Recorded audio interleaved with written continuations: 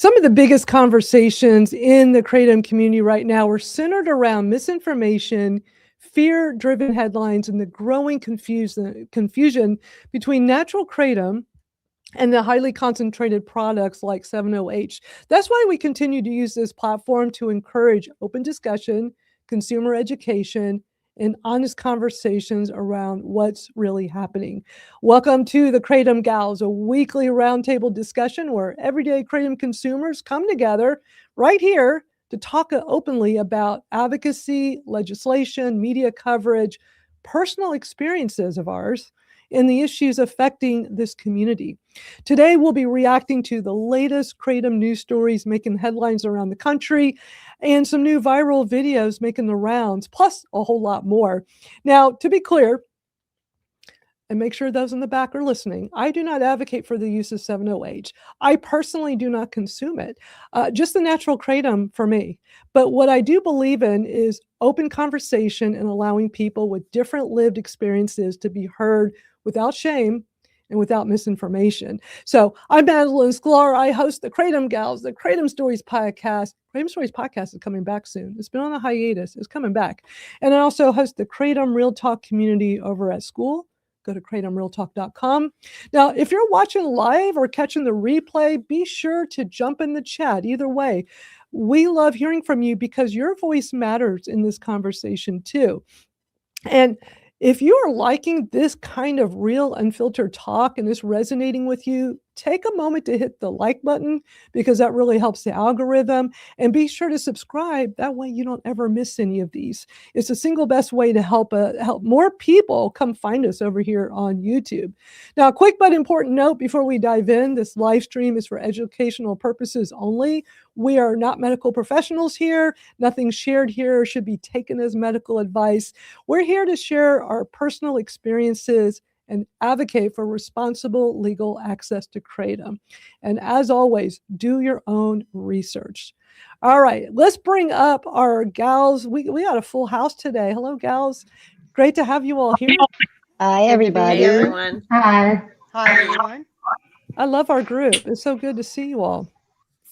So another Saturday. It's time to do this again. There's never a lack of things for us to be talking about. Nope.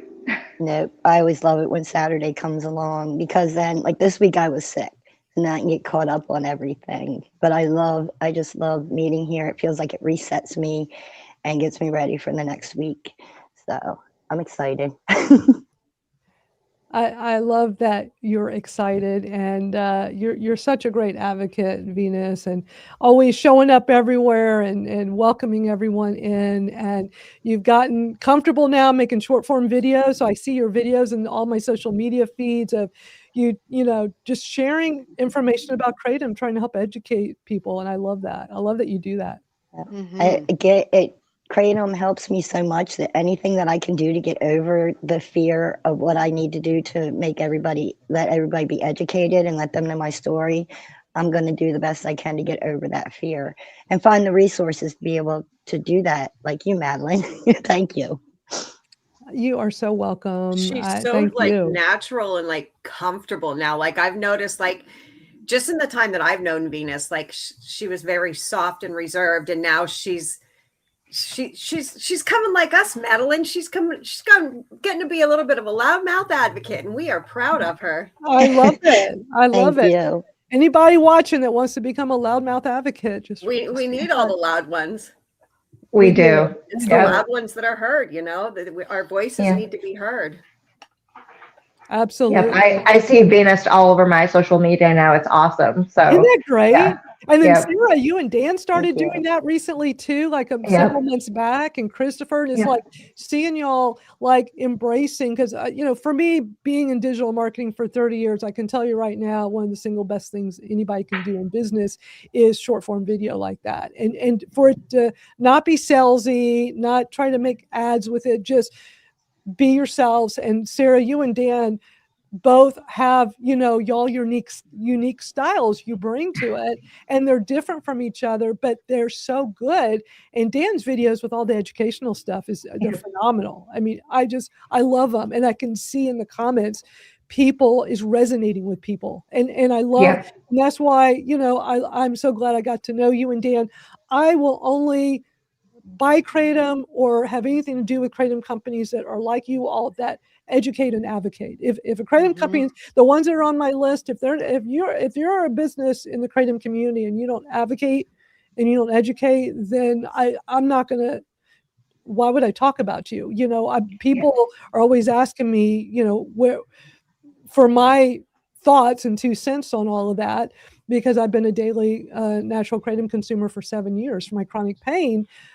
And, you know, that's so important to me. And I just love seeing how all of you are so great with educating the community as a whole. So thank you. We like it. We love it, especially the education part. And it's needed. It is so needed in our community that we are still lacking that. So the more people that can do that, the better. So, yeah. Absolutely, 100%.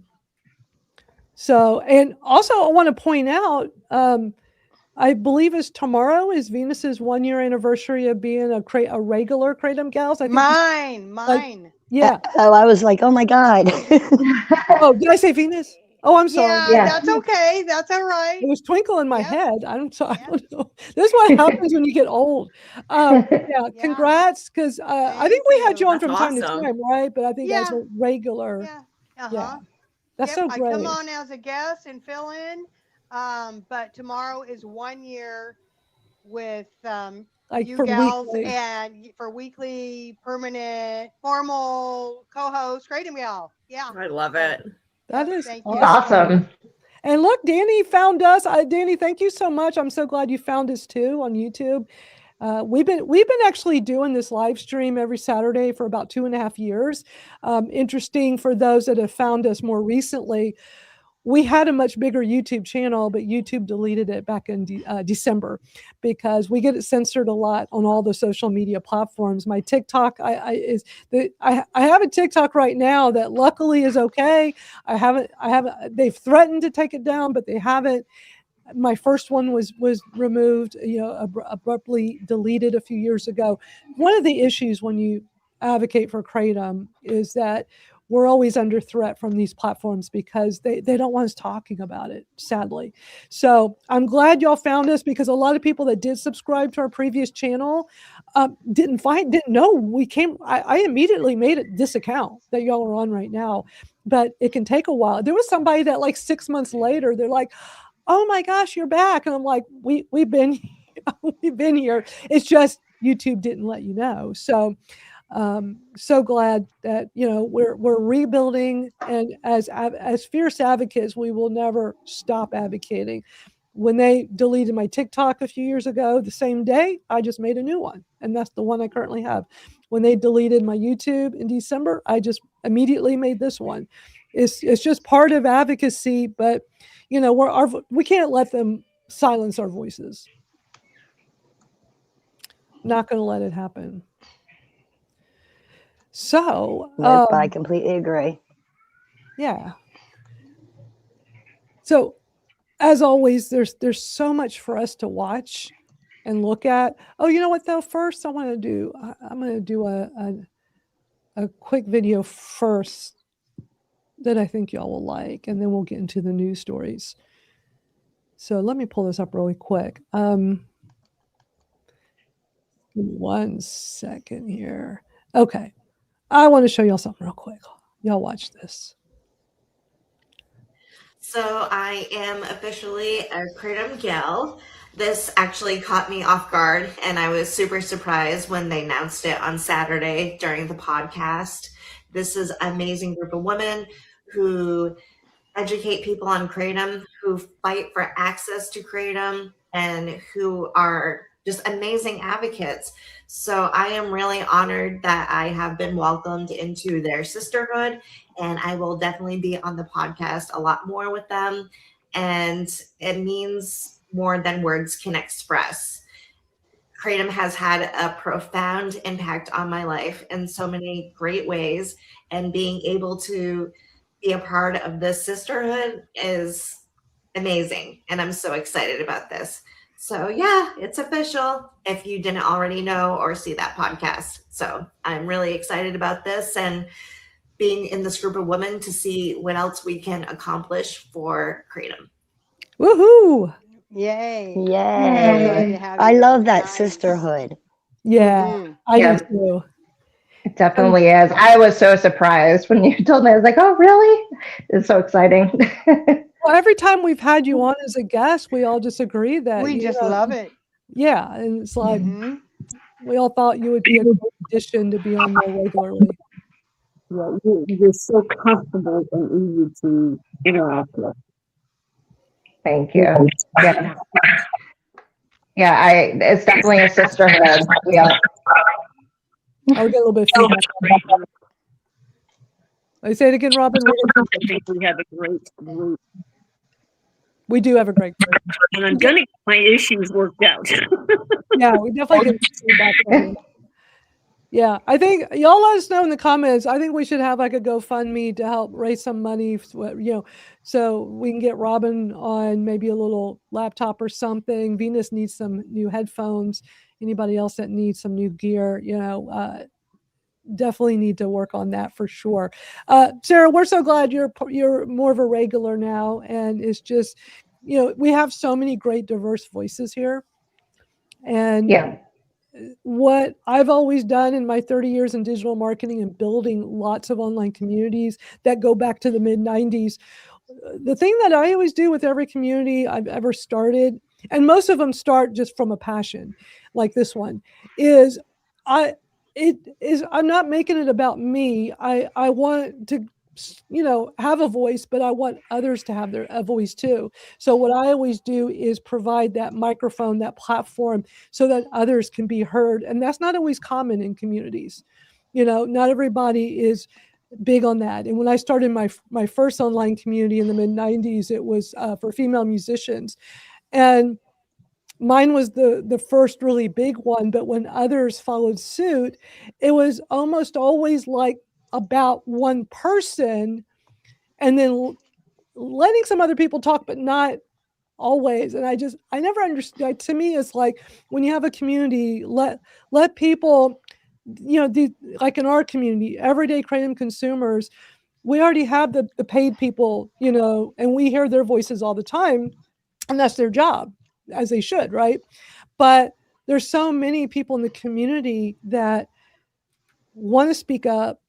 They want to learn how to advocate better. They want to know how to send the emails, how to call the reps and get more involved, but they feel alone.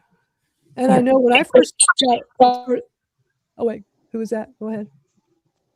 I was going to say, you provide the platform for people that deserve the space to speak, because the advocates truly do deserve that space. And also, on top of what you just said, a place where people feel comfortable enough to do it. I think that's the key right there. And it's more of a community, and you get really close together, and it makes it stronger to advocate and do all the things together, which is really important, because each person has a different voice and a different story, and they all go together into that community, which is really great. Absolutely. And when I started the Kratom Gals, it was not an intention of it being like, female power on screen here. My background is marketing. And when it first came together in 2023, it started off with 4 of us gals. And I was just trying to think of a catchy name, because I will always have a catchy, like whatever things I have, the name will say what it is. Like our Kratom Real Talk community, I think it's pretty obvious. It's a forum, right? And the Kratom Stories podcast, I think that's very obvious. It's a podcast where people share their Kratom stories. And then you got the Kratom Gals. I think it's pretty obvious. We're a group of gals that talk about Kratom. But, we bring guests on from time to time, and we've had plenty of guys here. So anybody that's newer to our show, don't want y'all to think that this is like some feminist group or anything like that. Over time, I started kind of rethinking, should we maybe call it Kratom Pals instead of Kratom Gals? But everybody just loved the name Kratom Gals. So we just, we keep it that way. And we Well, are the if we- Kratom if we Gals get and the Kratom additions- Pals. Kratom Gals and Pals. Yep. Yeah. Uh-huh. Yeah, you Yep, can just add it exactly. on. Be interchanged. We did that Uh-huh. for a while. We kind of Yeah. said Kratom Gals and Pals. Or if we had a guest on that was a guy, we say, it's the Kratom Gals and Pals. So, yeah. Mm-hmm. But, we've been doing this a long time. So it just, everybody's so used to that, That name. Yeah. Kratom Gals. Yeah. One of my talents. It's always having these great names. There are lots of news stories, as always, never a lack of them. And so I've got some to show y'all because I don't know if y'all seen all these yet. Actually, a lot of these I've not watched the full of them yet. So some of these will be, me watching for the first time. But if there's anything in these stories where y'all want me to stop, knowing me, I'm sure I will stop plenty to interrupt so we can talk about what we're watching. But this first one I'm going to show, but y'all feel free to speak out and I'll pause it.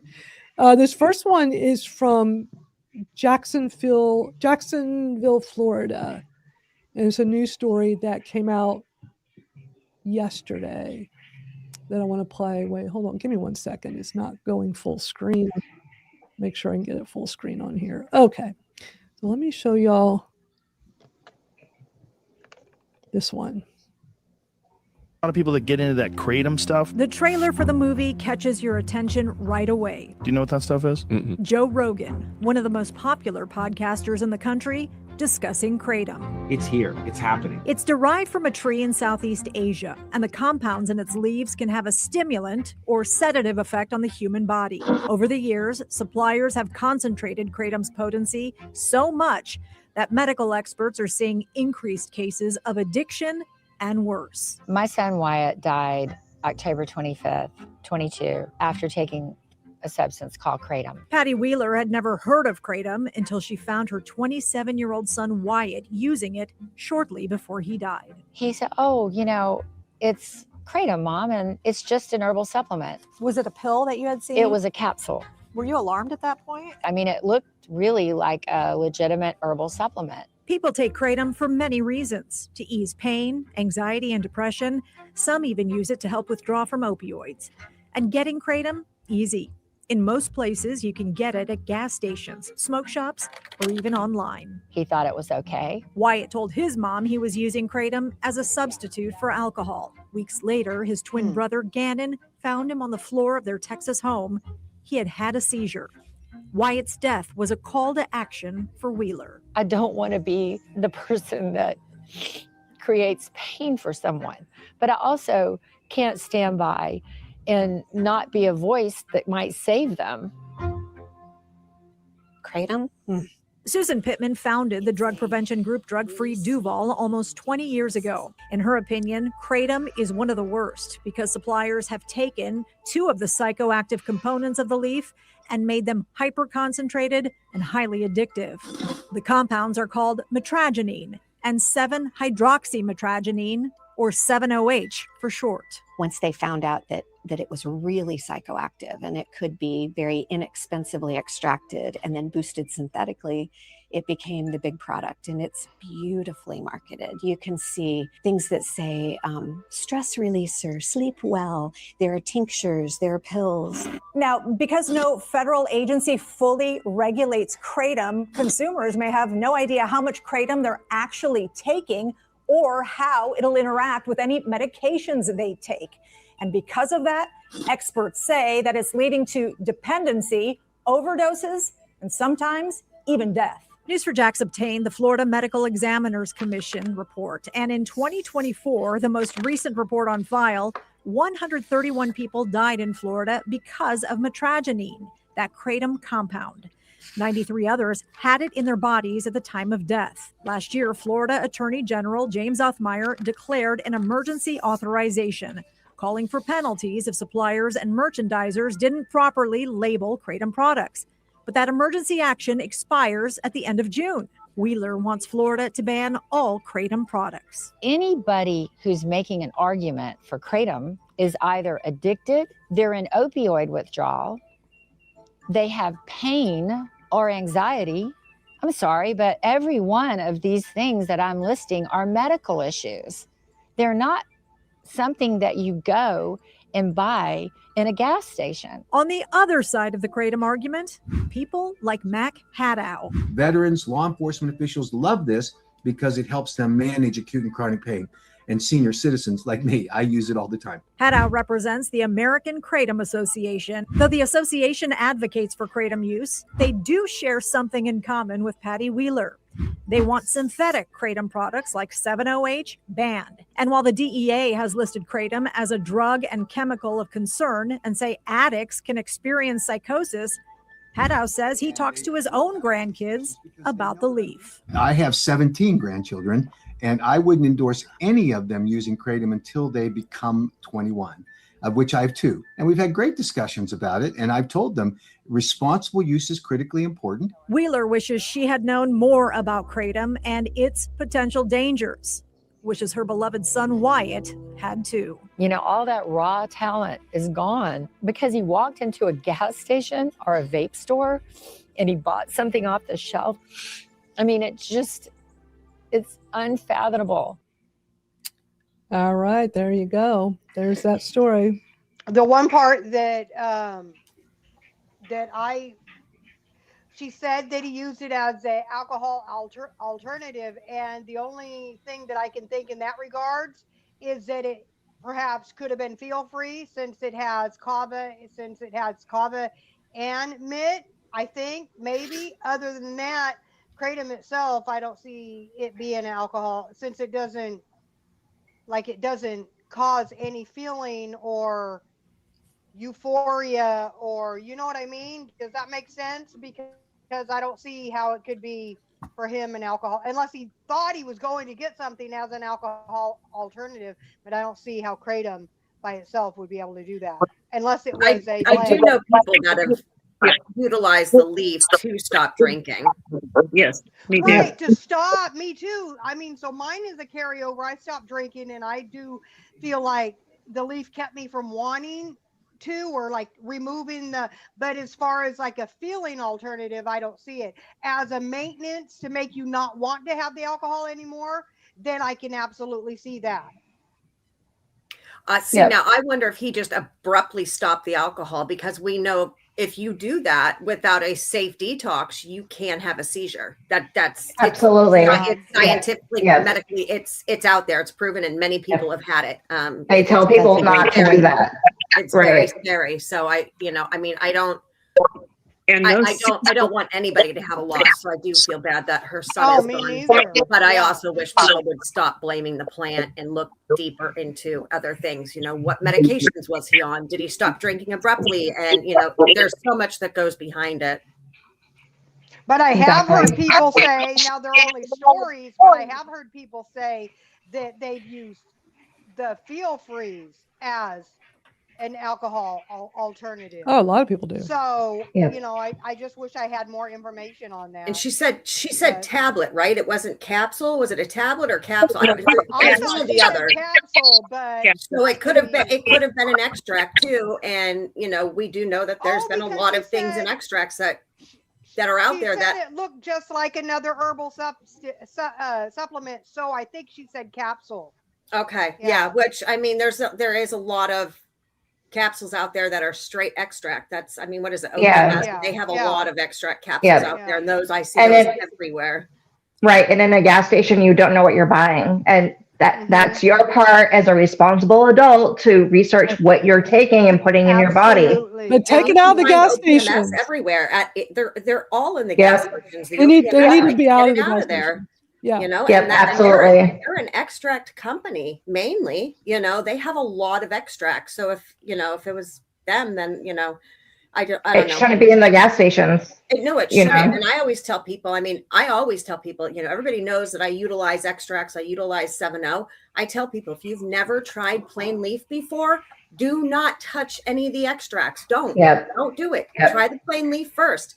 I didn't touch extracts for probably about 2.5 years into my journey. And then I started, my pain has just gotten in, it's worse, but I'm taking less powder with little nibbles of, a mint extract or 7-0 extract.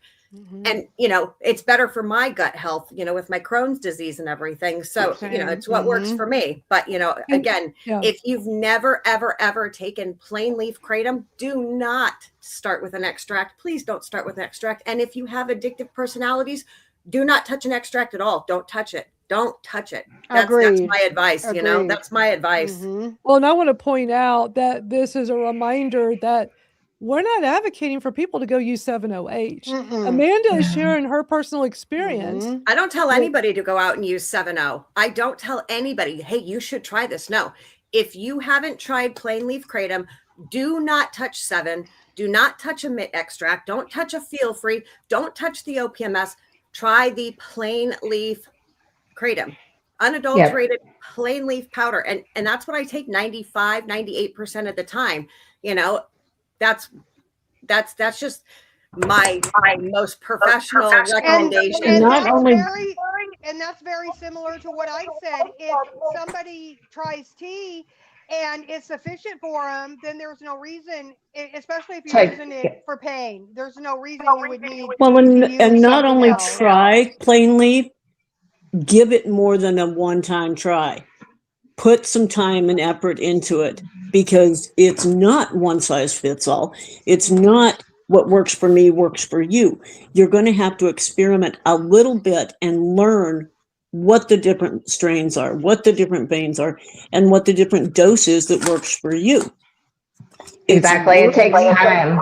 It's worth the effort to put into it to find what works for you, but don't just try it one time and say it didn't work and go straight to an extract. No. Exactly. I've been using plain leaf for over a decade. And it works for me. Some people might need like Amanda or whatever, but has experience with that. So absolutely. And I mean, Madeline and I both, we started journaling like, hey, this is what I took, and I took it at this time. And this was the effects I got from it. And it helped me in XYZ, and that's how I did it. And after, a week or two, I found a little bit of a rhythm, like red Bally, any of the Bally's, strains don't work for me. We all know, there's red, white, and green. That's it. Anything else other than that, it's mixed together in a blend.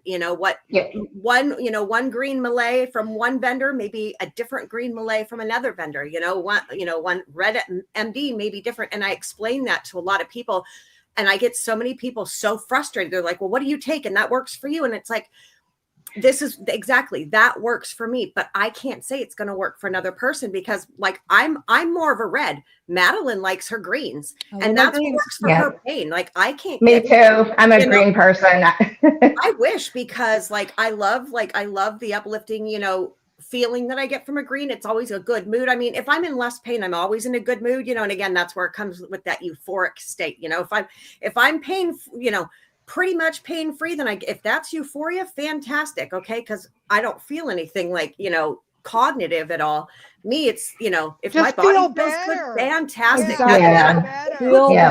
Great mood. It's like going to the beach, or, taking a ride on a motorcycle, or getting a tattoo, or, just something that like really uplifts you. It's like something that really just kind of, exactly. It's a natural, for me, it's like, it's a natural high, going to the beach, going to a concert, getting a tattoo, all this, it's good dopamine for my mental health.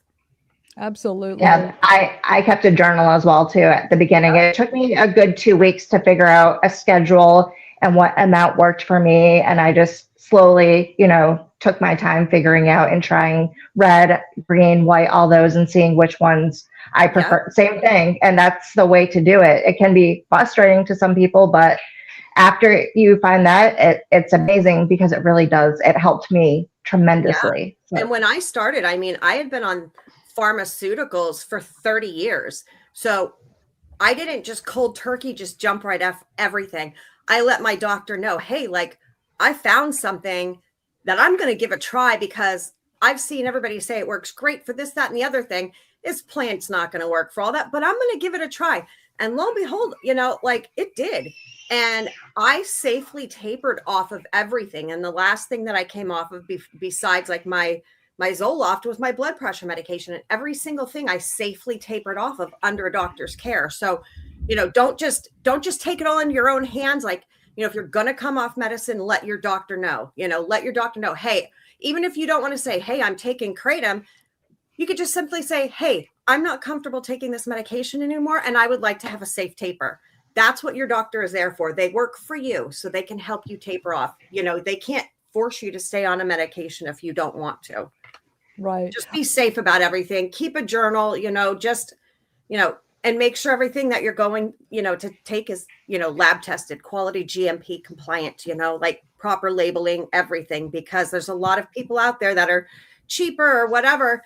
They're just not doing it the right way. Exactly. We're having a very loud thunderstorm outside. So if I disappear, y'all should still be here. Just know that I will come back. Because I can hear I got headphones on, it is loud. So I agree 100% with what Amanda is saying. Keeping a dose journal, that was some of the best advice I was given when I started my Kratom journey in 2019. So for anybody watching this that's newer here, definitely do that. And I didn't write some long, big journal. All I wrote was the day, the time, what exactly I took, and then later how it made me feel. And just like what Amanda was saying, I started seeing the patterns because Kratom wasn't magic for me immediately. It took some trial and error. I would say about half the people I talked to say the first time they took it, it was amazing. And about the other half are more like me, where they said it took a little trial and error. So I always tell people the journal was the smartest thing ever, because you always think, oh, in my head, I'll remember all I took. But trust me, life gets in the way and you're going to forget and you're not going to see the pattern. So it's overwhelming. That's a lot. That's a word a lot of people I think have used in this community coming in, because it was for me, like, just learning it all. It was overwhelming. And I sat back for almost a year before I even tried it. And then I tried it, and then I got super sick, and I didn't come back to it for almost a full year. And then, thankfully, I had somebody in the community that, was in one of the pain groups I was in that was like, hey, just trust me, this does work, and I sat there. I lurked like, no way this plant's going to work and do everything everybody else is saying it's going to do. And you know what, like, even though like Madeline just said, that first dose, it wasn't like, wow, it took everything away. But when I took my first dose, that was the most pain-free, and I wasn't completely pain-free, but that was the most painless day I had in probably my entire adult life.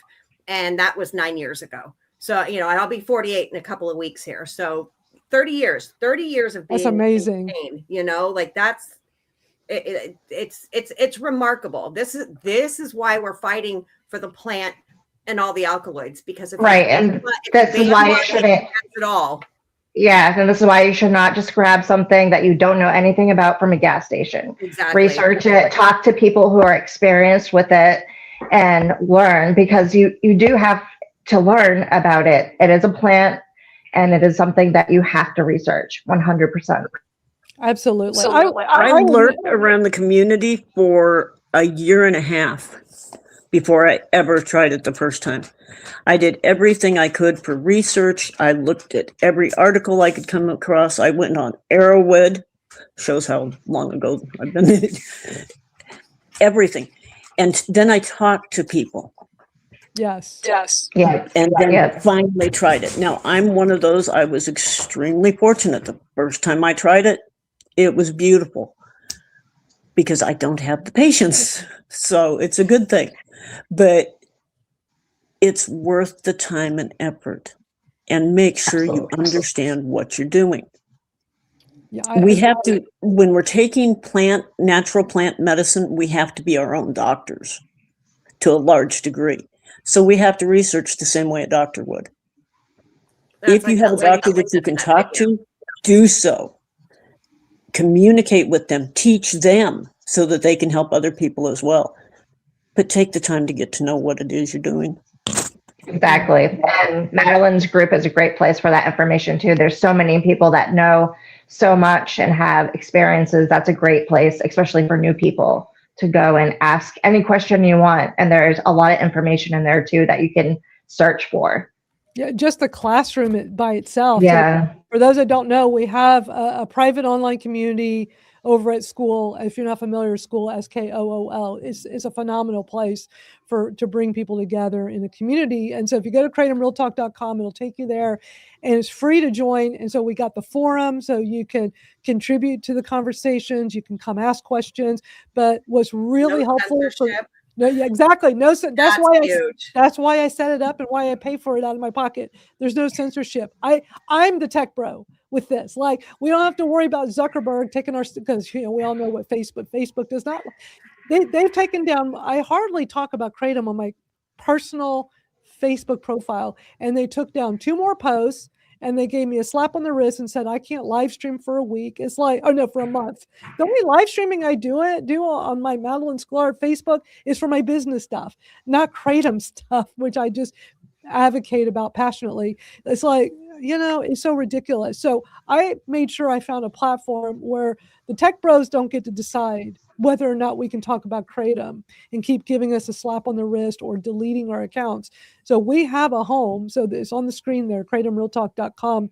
But the classroom is so helpful for anybody new. And I set it up that way because when I found Kratom in 2019, there wasn't a lot of information, like helpful information of like how to start, where to buy, how to do this and that. There were some Facebook groups, but I felt like there needs to be more educational information. I'm surprised there's not more of that out there. I've never understood, why is there not more time and investment from anybody on the industry side to, like, I mean, now we're seeing it with some of the companies like Sarah's, but I mean, like, Robin, we're getting feedback, but like, and I know with the early iteration of American Kratom Association, when y'all were running it, Robin, I know that was a lot different, and y'all were big with education.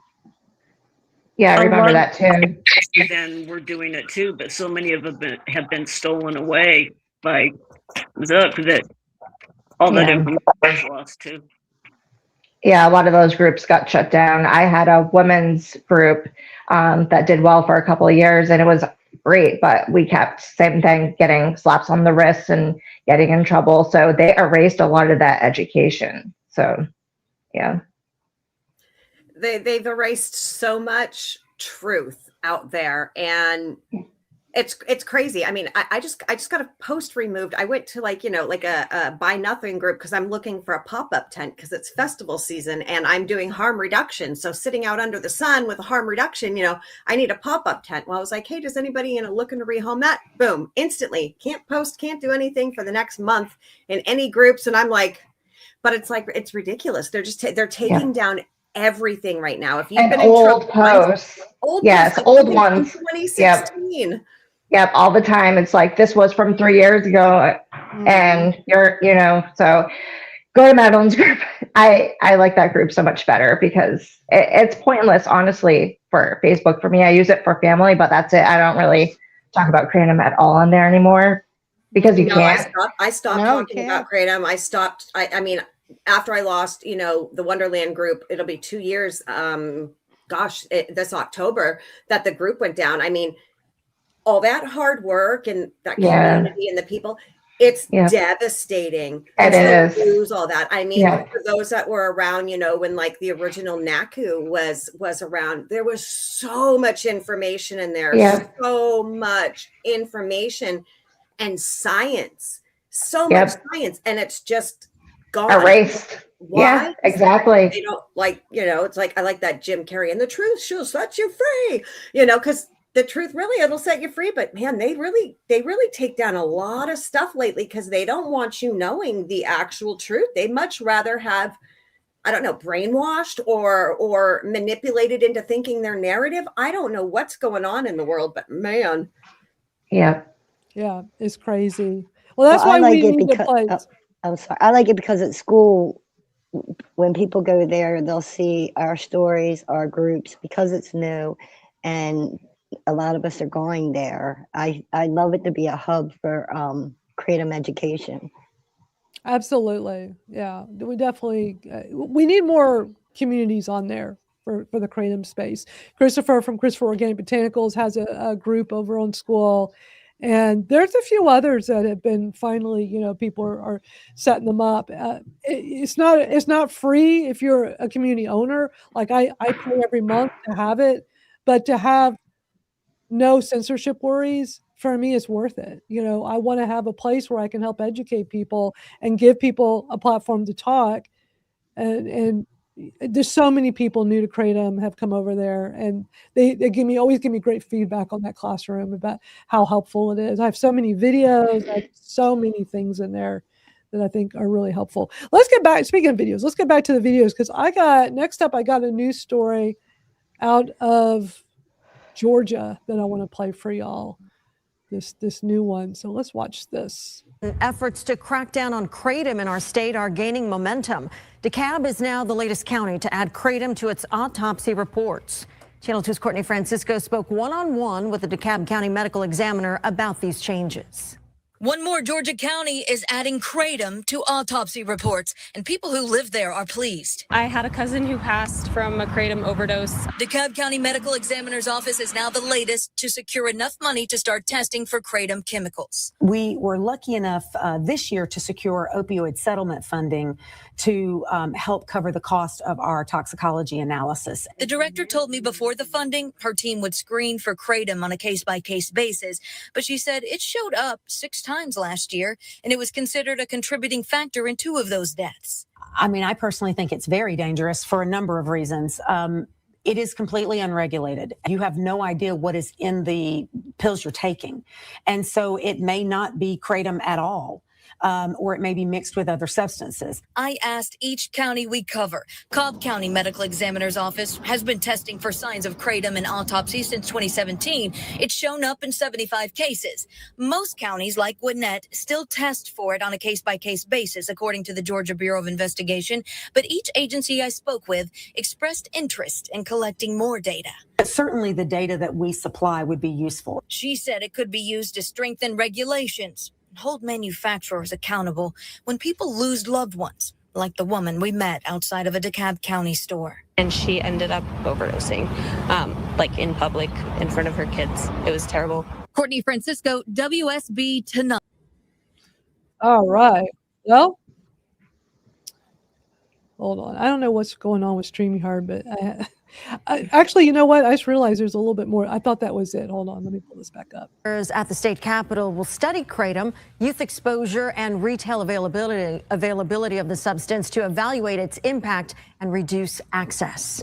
I want to get you more details now on Kratom in Georgia. A group of lawmakers tried to outlaw it 4 years ago, but failed. 2 years later, in 2024, Governor Brian Kemp signed a bill that regulated products containing Kratom.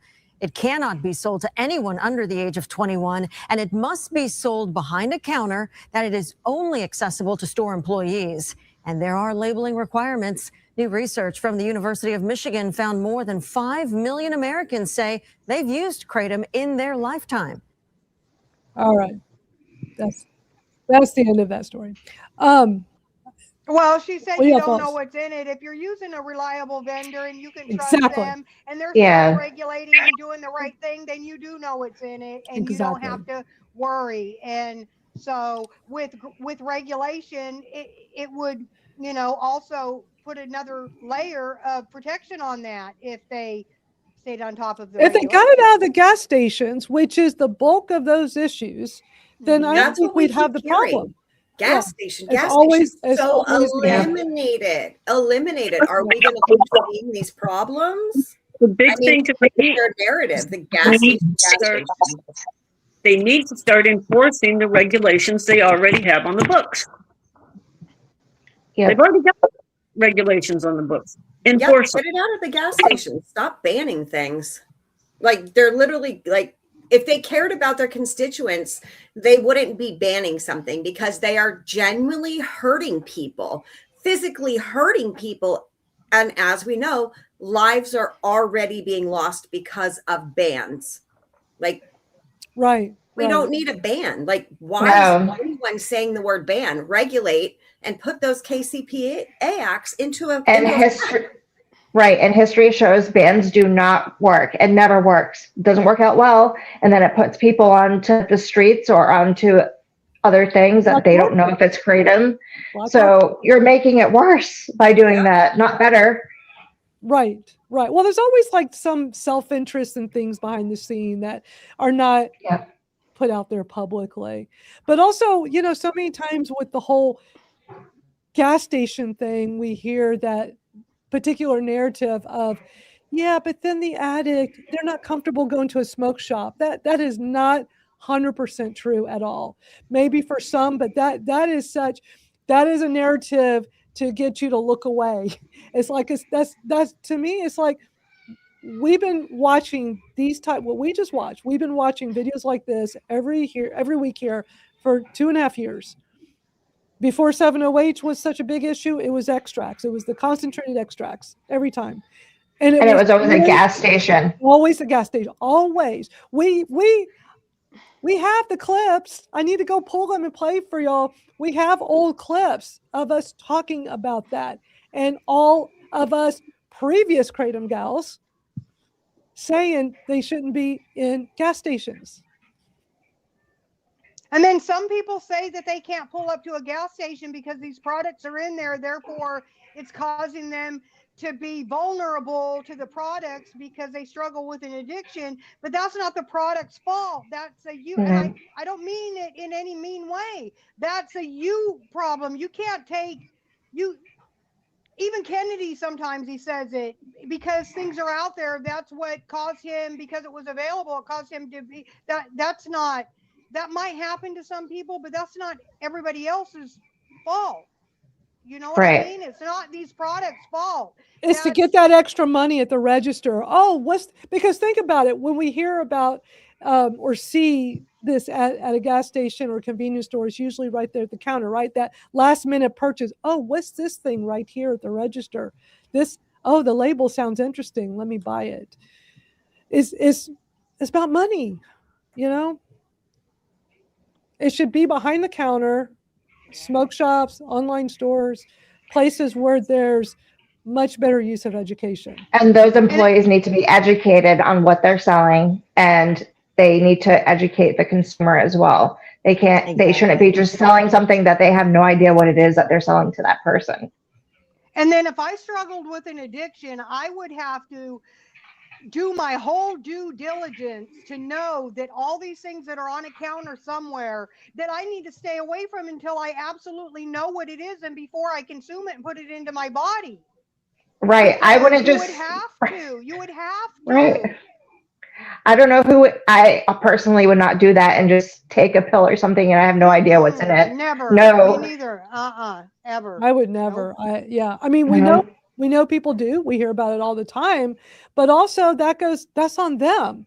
If it was a child, it'd be different, but we don't hear that. It's always a grown adult and they're making poor decisions. And so what happens with these poor decisions? Oh, just like the poor decisions of people abusing narcotics. And so a lot of us got our pain meds taken away. I was a stable chronic pain patient for 9 years, going to pain management, following all the rules, never got in trouble, was never addicted to them. But because of the addiction issues with them, I lost access. Me too. And which is not your fault. Right. But so many of us are in those shoes, right? And now here we are with Kratom running into the same thing now. So bad decisions and money, let's be greedy and get as much money from people by putting them in gas stations and convenience stores. That's not the answer. It's making everything worse. Right. There's also alcohol in gas stations and convenience stores, but they're not doing anything about that or making stories about that. But there it is. And if it's someone struggling with that and it's in their face and they sit at the counter and start drinking, that is their decision as well. It is. And you know what's funny is a year or so after I quit drinking, my Facebook ads were like pushing alcohol, boom, which never did that in all the years I was ever on Facebook. It was just kind of weird. It was kind of weird that you'd post, something about, well, I'm abstaining, I'm sober, I'm this or that, and then boom, the ads. But if I became vulnerable on that, that's my problem. That's not the ads problem. Sure, I can filter it and say, don't show this to me no more, which I did on a lot of them because I just didn't want to go through my feed. But that would be my fault if I went and it wouldn't be me going anyway. I can't drive. If I sent my husband to the store and said, get me this, that's still my fault. That's my fault. That's not the ads or the targeting of the vulnerable population, or it is, but it isn't. It's still my fault. It would still be my fault. And how is it fair? You can have ads for all these other things that also cause issues, but you can't for a plant. You know what I mean? So obviously there's a lot more to that, and a reason why that they don't want it around. And the other thing that gets me with the stores selling it and having it right up front, and then a lot of the stores not having plain leaf anymore, because the plain leaf takes up so much more space. And then these little tablets they can have right at the counter on those little, they can put a lot more in there. Like, it's the greed. They're making that much more money, turnover, and then they can restock it. The plain leaf takes the whole wall because they're the bags, Yep. Exactly. All right, more videos, of course. This next one I'm going to show you, I thought was quite interesting because it's a short video titled "Why Are Gas Stations Selling Basically Opiates?" and it's from Morning Brew, which is a business channel. So I don't know why a business channel, but the thing that really caught my attention, they have 619,000 views. So let that sink in. 619,000 views on this video I'm about to show you from a business channel. So I'm not sure what the deal, why they're doing that. So let's watch. Despite me being really cool and generally seeming like I'm down for whatever, you might be shocked to find out that I actually don't do any drugs, which is why I was surprised to learn that there are drugs in our very convenience stores. Consult its packaging and you'll quickly find out that it's gluten-free, nut-free, dairy-free, plant-based, 100% vegan, and kosher. Consult one of its users and you'll quickly find out that it's basically I was severely physically dependent. It completely derailed my life. They are extremely addictive. But not to worry, if you go to their website, you'll be immediately greeted by a pop-up banner saying that the FDA reinforces the safety of natural leaf kratom. Kratom is different from 7-OH. The kratom plant's been around for centuries in teas and other substances for centuries. May have some minimal health concerns. Some say there's health benefits. A move that was championed by Oklahoma Senator Mark Wayne Mullen, who hadn't disclosed at the time that he owns a part of Botanic Tonics, which creates Feel Free. But just about everyone else who isn't making money selling Feel Free isn't so sure about its safety. It was just banned in Utah, and Botanic Tonics already settled a $9 million lawsuit claiming that the company failed to warn about the dangers of consuming kratom, which ranges from seizures, high blood pressure, vomiting, liver damage, addiction, and hallucinations. From an archive of their website in 2022, I couldn't even find one mention of kratom, just that the drink was kava and other ancient plants, and the company had claimed that the drink was a healthy alcohol alternative. Kava, which binds to the same receptors as Xanax, but is generally considered milder than kratom, which binds to the same receptors as opioids, are very overstimulating in combination. And my alma mater even briefly made them the official tonic of our athletic program, with the company handing out free samples during a school 10K, which I cannot imagine is good for your heart. Now, there are tepid warnings about its habit-forming tendencies, but they don't go as far as they probably should. This seems to be mirroring exactly what the cigarette industry went through decades ago, and many of Botanic Tonic's executives formerly worked in the tobacco industry.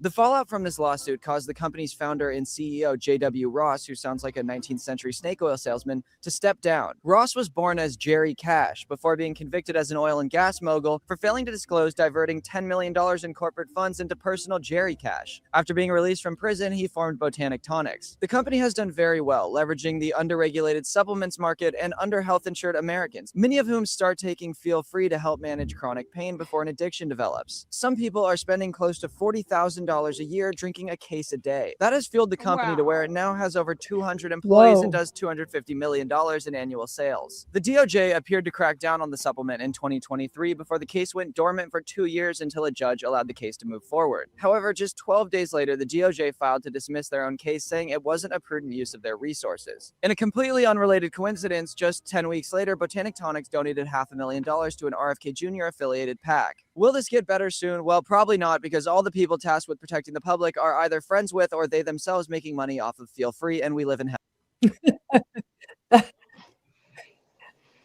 I'm just trying to wrap my... Wow. 40,000. Crazy. A case a day? Wow. Holy. That's an individual problem. Yeah. Yeah, for sure. With how high gas prices are, how could you spend that much money? That's insane. Right, exactly. That is crazy. That is crazy. Let me catch up on comments real quick. Mike says, I think we can blame addicts. At some point, people have to take responsibility. I mean, the key word to me is responsibility, and we talk about that a lot here. People need to take responsibility. If you're a grown adult, and you're just going to walk into a gas station or convenience store and buy the little bottle on the shelf and drink it and then wonder why you have a problem, that's your responsibility. I'm going to research anything before I consume it. I'm being responsible, but everybody has their own version of responsible. But is it our fault that somebody bought a case a day of that and got addicted and spent $40,000? I mean, why? Because of their behavior is affecting us. That's not right. Right. Well, and we all have to be accountable and responsible. And just because we form an addiction, we don't get a pass on that because that happened to us. We still have to be responsible. We can't blame everybody else for our choices. That's right. Exactly. You're right. Alcohol.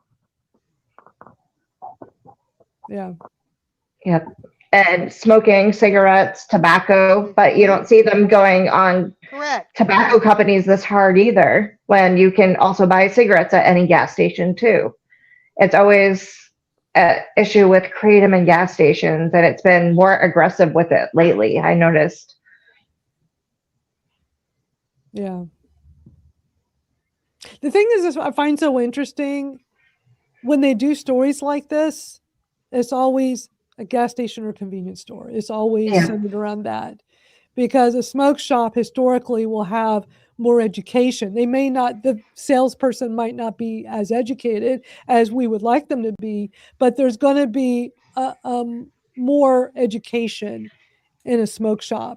Most likely the person behind the counter has experience with the products they sell and can help. I mean, I've heard plenty of stories where somebody has told us, yeah, I went to the smoke shop nearby and I said, do you sell Kratom? And they just pointed to like where the Kratom was, and that was the extent of it.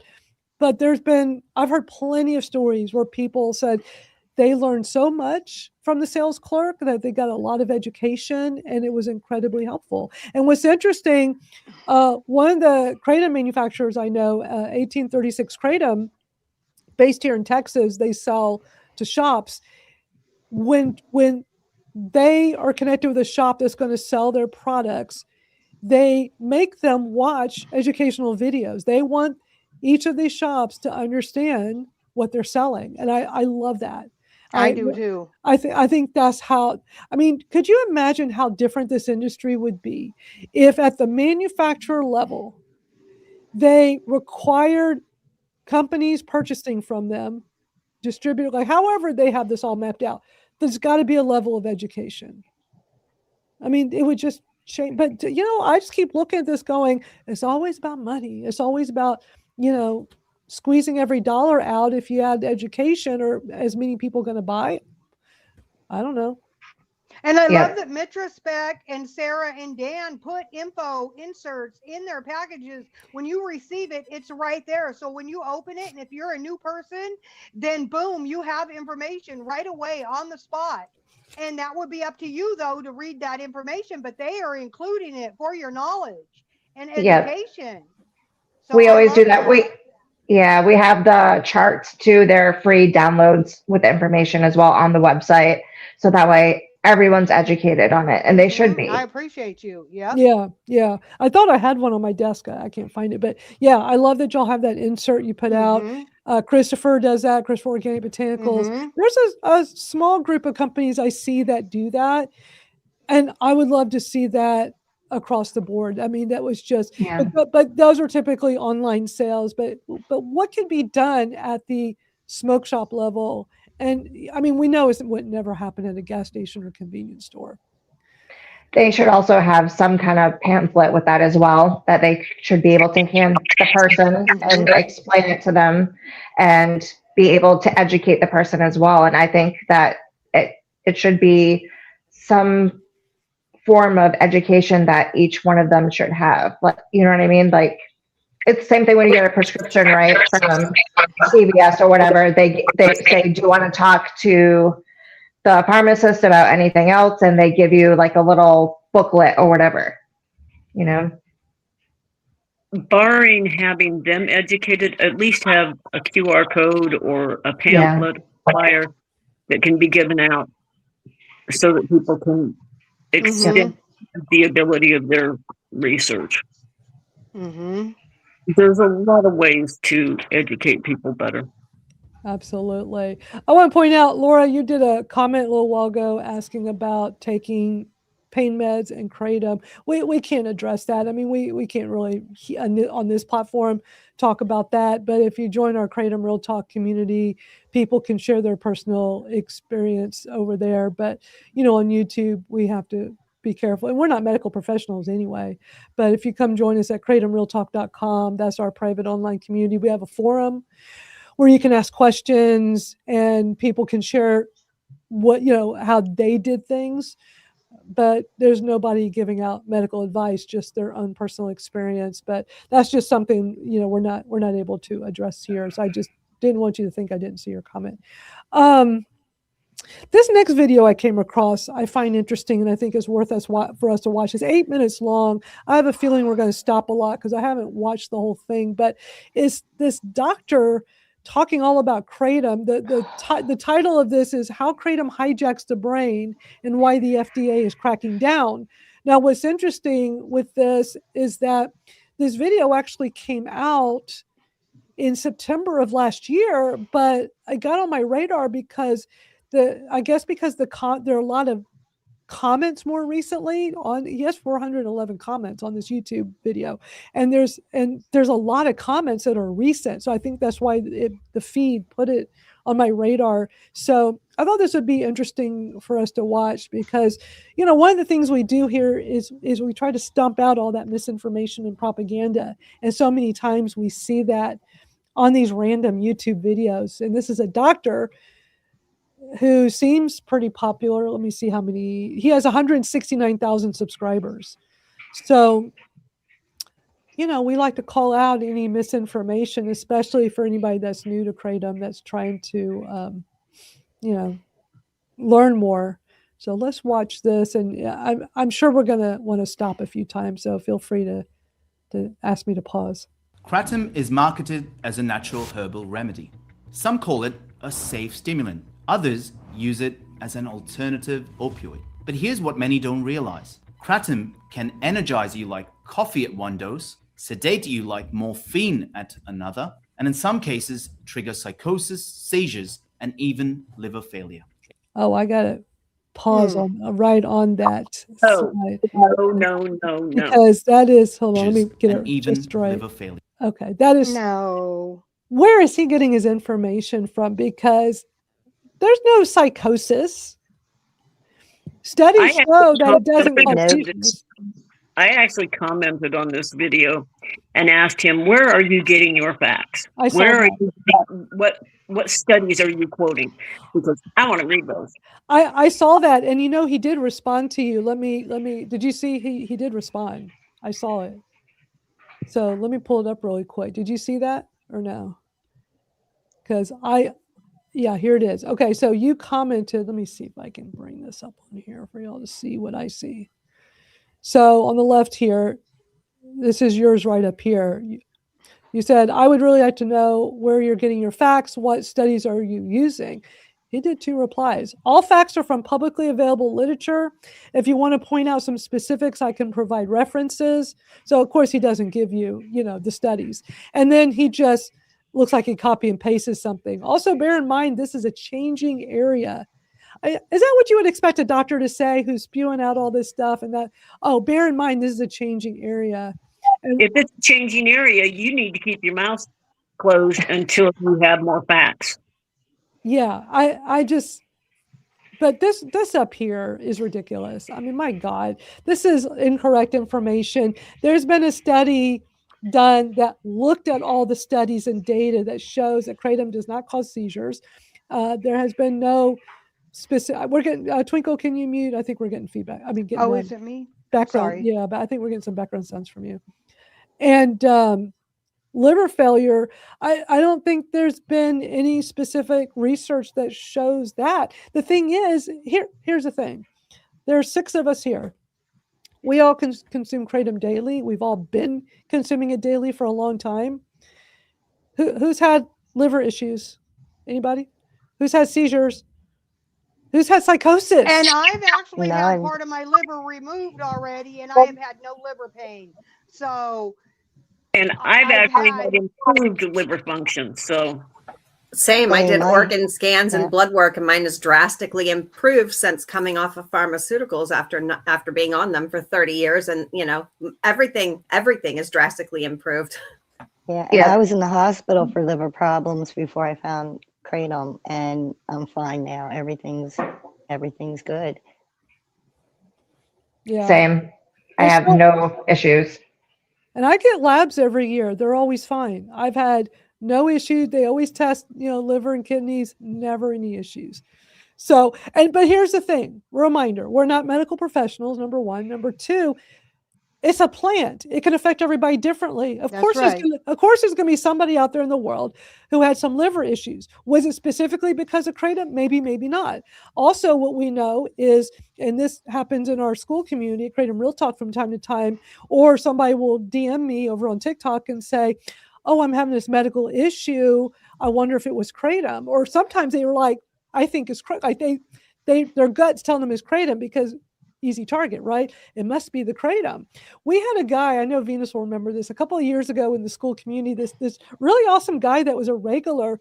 All of a sudden he developed some medical emergency and he was gone for a while, and he was worried that it was because of Kratom. He eventually comes back. I think he was in the hospital, or Venus, if I'm getting this wrong, let me know. But if I remember right, I think he was in the hospital. He had I forgot what the issue was. He thought it was the Kratom. His wife threw out all of his Kratom. We're just talking natural Kratom powder. It turned out it was not. It had nothing to do with Kratom. It was something he had, some medical problem he had. And so I remember he comes back in the group. He's like, I don't have any Kratom. My wife threw it all out. And he wanted to, restart it because he was back to normal now. But the good thing is he did research it. He figured it out, and then he came back. Right, because I remember at first he was sure it was the Kratom, and we're like, maybe, who knows? Get seen by your doctor, but it's not always. But if all of a sudden one of us had some medical emergency, it's not like it's unfathomable to think, oh, was it Kratom? It must be Kratom. Like, I know for me, my first thought is not going to be it must be Kratom. But I will look at what are all the things I'm taking right now? I don't take just Kratom. I take all kinds of supplements. Now, I'm making sure I buy my supplements from good, trusted companies and vendors. And I use all kinds of products from a particular vendor, Charlotte's Web, that I was buying their CBD oil 10 years ago when CBD oil was a newer thing, and there were very few companies. They were one of the leaders in the industry. So I like them, and I've always trusted them. They've got all kinds of products now that I absolutely love. All these different functional mushroom products that I love, these gummies for daytime. I rotate. I don't take them all every day.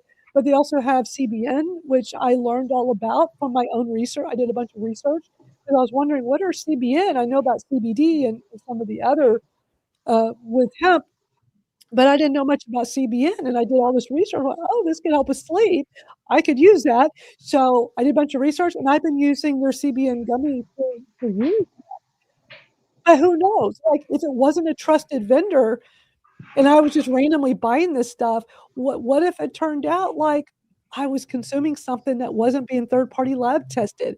And I remind people that if something you're consuming comes from the earth, it could have heavy metals. It could have things in it. That's why you want lab-tested products. We're getting some background sound. Sarah, I think it might be from you because you're the only one unmuted.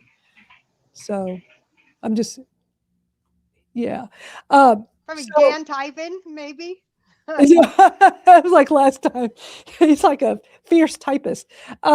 So, yeah, it could be a number of things, for sure, but not to say it could never be Kratom. Of course, it could be.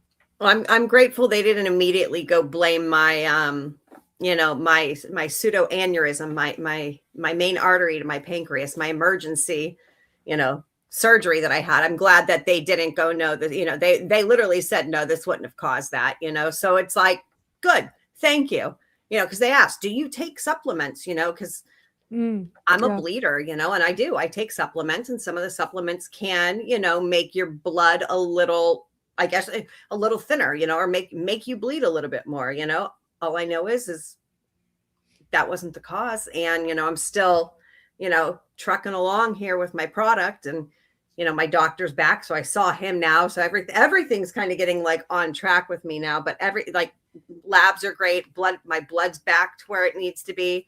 And yeah, it's remarkable. And again, I wouldn't have been able to get through half of that surgery and the pain from it if it wasn't for the plant, because the pain meds that they were shoving at me, I wasn't supposed to take, because if they read my chart, it would say, don't give Dilaudid, and Ativan. And they just, they were shoving meds in me that I said, please don't, I'd much rather have nothing. And they insisted. So. Oh, wow. Yeah. They insisted. Yeah.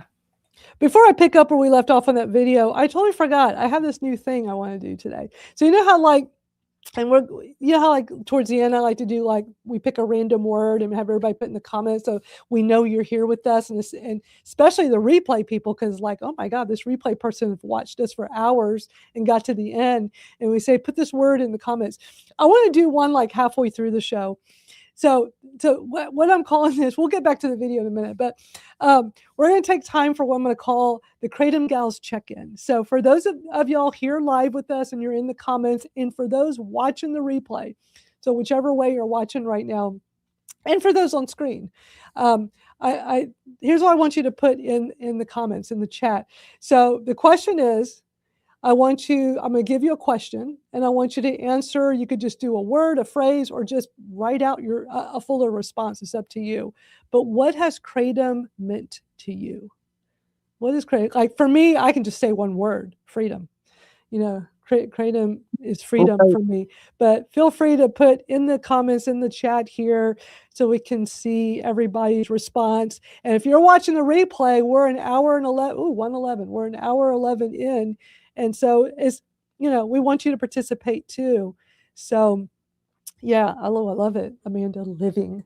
So, y'all have some great comments. A new start to living. Laura says life-changing energy. Love it. Life. Oh, good one, Danny. Life. Love it. Wayward Lady says pain relief and energy. It is fun. I just came up. I was talking to ChatGPT about how we were doing the word, a word at the end. I love it because it gets them involved, hey, what does it mean to you? Right. And don't forget, where you had said, early on that, the Kratom stories would be coming back. People, whatever, put the info up there, because they can message in and they could, apply to give their story. And God, please, the more stories we hear and get out there, we need more stories. I got a bunch of interviews that have not come out yet. Quick backstory, what happened, but I have to have the website. We got tons. For anybody that's newer to us, go to KratomStoriesPodcast.com. I started the podcast a few years ago. It's just me interviewing somebody in the community and having them share their personal story with Kratom. And we have a ton of them. What happened was I ended up taking a break. I didn't mean for it to go this long, but when I lost the YouTube channel last December, I had this amazing episode that was going to be next with an actor who is selling the first of its kind Kratom beer, and is really good. And I interviewed him. I even had us both on screen on the interview drinking the beer. I'm like, I'm going to drink it for the first time in front of him while I'm interviewing him, then give him a real reaction. I was so excited. And then I lose the YouTube channel. And they certainly don't like you talking about brands or looking like you're selling brands. So I was so defeated. I'm like, I got to change my strat. I wouldn't even be able to put up the first 10 minutes of that episode. And I'd have to totally edit out stuff. But also I'm like, oh my gosh, I don't want to how can I impress this actor by putting him on the YouTube with 0 followers, 0 subscribers. So I thought, let me kind of rebuild the channel. I mean, it's also an audio podcast, so it's in all the other, it's on like on Apple and Substack and stuff. But I was just kind of embarrassed. I thought, okay, this will be a time to regroup. Plus, it is defeating to lose any social media platform you're on. I spent day and night on our YouTube channel. I had grown it. I had over 100,000 views on the channel. I'd used it for only a few years, but I'd really put a lot of effort into it for about a year, the last year of it. And it's just, it got so popular. And it was quite defeating to lose access to it like that. So, but I still was interviewing people. So I got a bunch of episodes, but I'm gonna, Dan and I from Mitrespect, we're working up a plan so I can have some assistance with this to help kind of restart the podcast and I would that would be awesome. I would definitely like to get more stories. That's where I started with you. And God, remember how nervous I was? That's what took me so long to do my interview. Everybody's always months to do my interview. I was so scared. It took Venus a lot longer than a few months. Yeah. I always tell people, if you're nervous about being interviewed, I have a knack for making people feel very comfortable. And it's just you and me on our computers having an interview that just happens to be recorded. There's nobody there live with us. It'll come out at a later time. And I'm just good at making the guest, feel at ease to do it.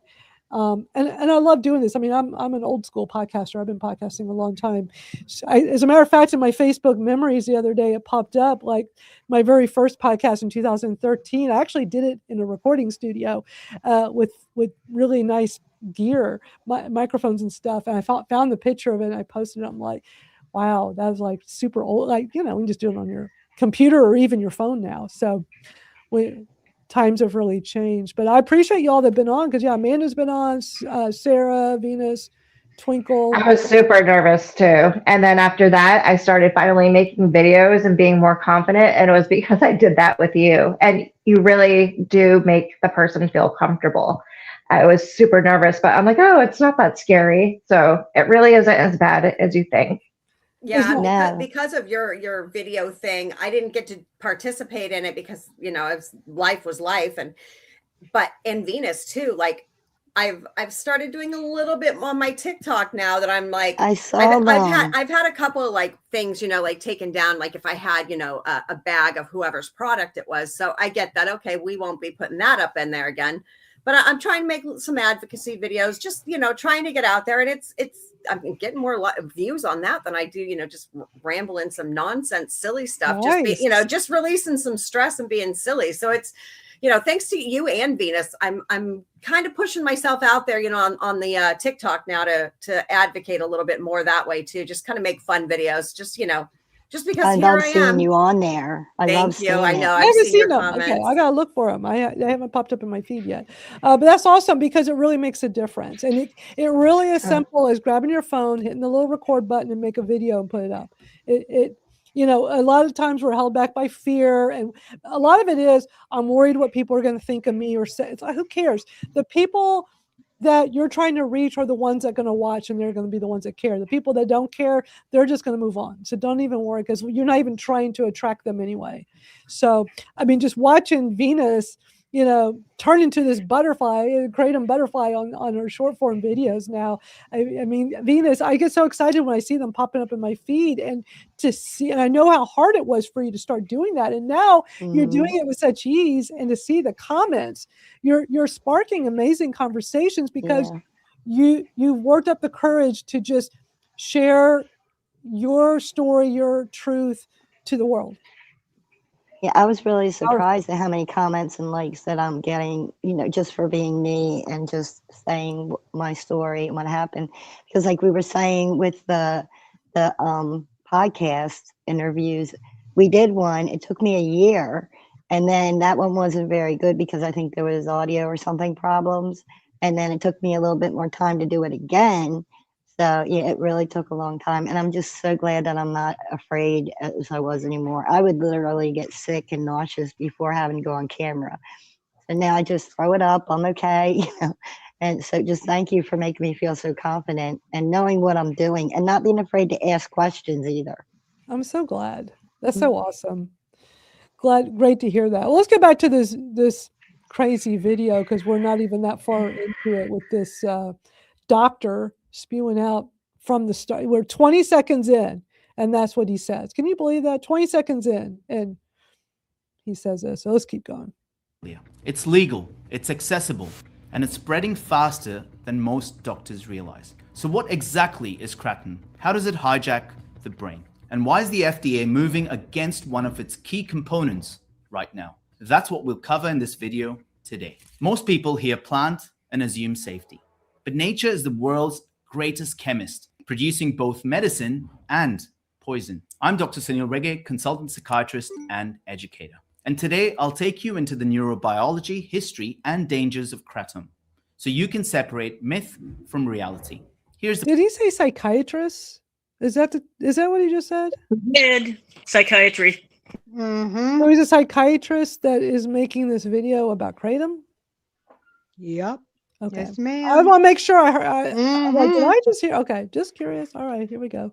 Plan. We'll start with where kratom comes from and how it's used. Then I'll show you how its chemistry tricks your brain. Next, we'll break down the risks, both short and long term. And finally, we'll look at why regulators are now zeroing in on one compound in particular. And if you stay till the end, I'll explain why kratom is being studied as a potential model for new opioids and why that might be both exciting and dangerous. So first, what is kratom? Kratom isn't just another herbal tea. Native to Southeast Asia, Thailand, Malaysia, Myanmar, locally known as Tang, Kakuam, Ketum, Biak. Traditionally, it's chewed fresh, brewed as tea, or smoked. Historically, it was used by rural workers to combat fatigue, increase productivity, and manage pain. But the modern reality is that in the US and Europe, it's sold. What was that, Robin? He said it was smoked. Oh my gosh. Not. Where's his data? And he didn't even tell you. You know what he did? I can tell by the way he's reading this from his teleprompter. He had ChatGPT or some other AI write him a script. Yeah. He probably said, "This is actually." Let me tell you. I mean, you'll have to remember. I'm in that industry. Okay, with digital marketing and social media, so. There's like tools you can buy that can like show you if you're trying to build your YouTube, which he's obviously doing because he's just listen to the music he's playing with this too. He's trying to build clicks and views. Stay to the end because I'm going to tell you this. So he's probably using one of the tools that will tell you what are the popular videos right now, what in health, what's grabbing the most attention, what's going viral. And I'm sure Kratom and 7-OH came up. And then he fed that into AI to help him write a script. Because he's not, and Robin, I'm so glad you called him out on the data and he didn't even give you a real answer because he doesn't have the data. He's using AI to write him a script and going by what AI thinks of all this. And that's part of the reason I didn't even respond back to his response. Yeah. I'm not going to give you more of my time if you can't give me an honest answer. Exactly. And I that's Angela, right? Wayward lady. Isn't that? Yeah. She says, I'm not saying there's anything wrong with people that work in the mental health field, like a psychiatrist and psychologist, but he's talking about things that are above his education. That's why I can just see what he's doing. He is researching what's a popular topic in health to talk about on YouTube. And then AI is spewing out a script. I guarantee you that's what he's doing. And of course, he's not going to have a response for you, Robin, because he doesn't have one. He doesn't know one. He's actually insulting people listening to him by quoting such terrible information and straight up lies. Stop it. There's lots of good information out there that could actually benefit people. But instead, you have to come across with the lies and the fallacies. Exactly. That's embarrassing. People that are educated and know about this plant and know that is not true whatsoever. I would be embarrassed. It doesn't look good at all. And obviously it's for views and clicks and things like that too, but yikes. Exactly. All right, let's keep watching this interesting video. There's powders, capsules, extracts, both online and in supplement shops. There are estimated 3 to 5 million users in the US. It's used both recreationally and for self-medication, chronic pain, anxiety, opioid withdrawal. But here's the key twist. At low doses, it has stimulant effects.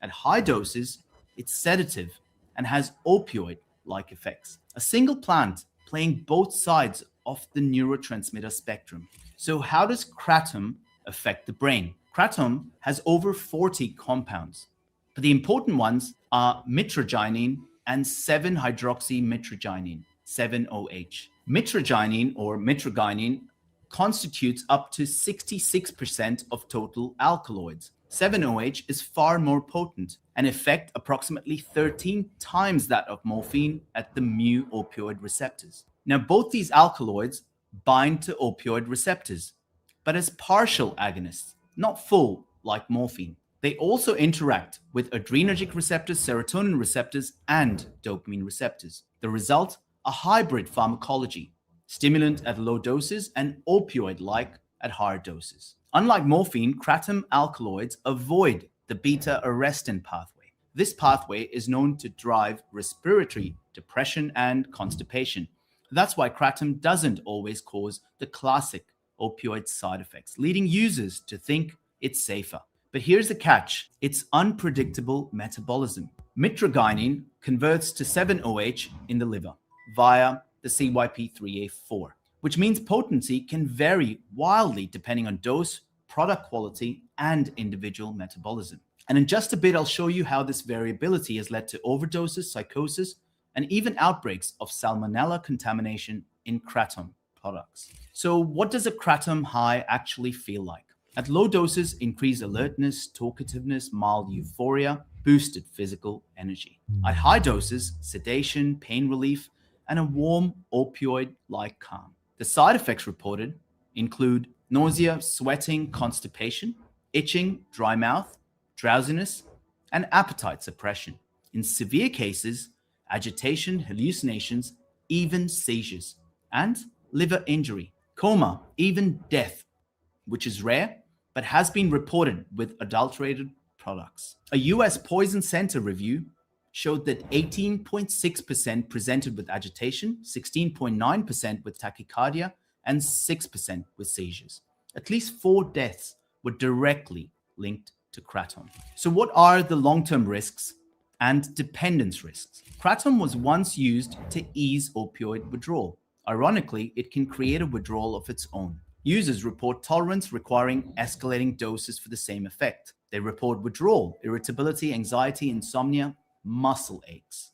Some describe it as milder than opioids but harder to shake than caffeine. And there are organ system risks: liver injury, kidney injury, thyroid dysfunction, and lung injury. In infants born to dependent mothers, a neonatal abstinence syndrome has also been reported. There is a cognitive impact in long-term users, memory impairment, and concentration difficulties. There are case reports of persistent psychosis. Now, here's where it gets even darker, because the real danger isn't always the kratom itself, but what's hiding inside the products being sold. When you buy kratom powder, do you know what's really in it? Kratom is legal in many places, but unregulated.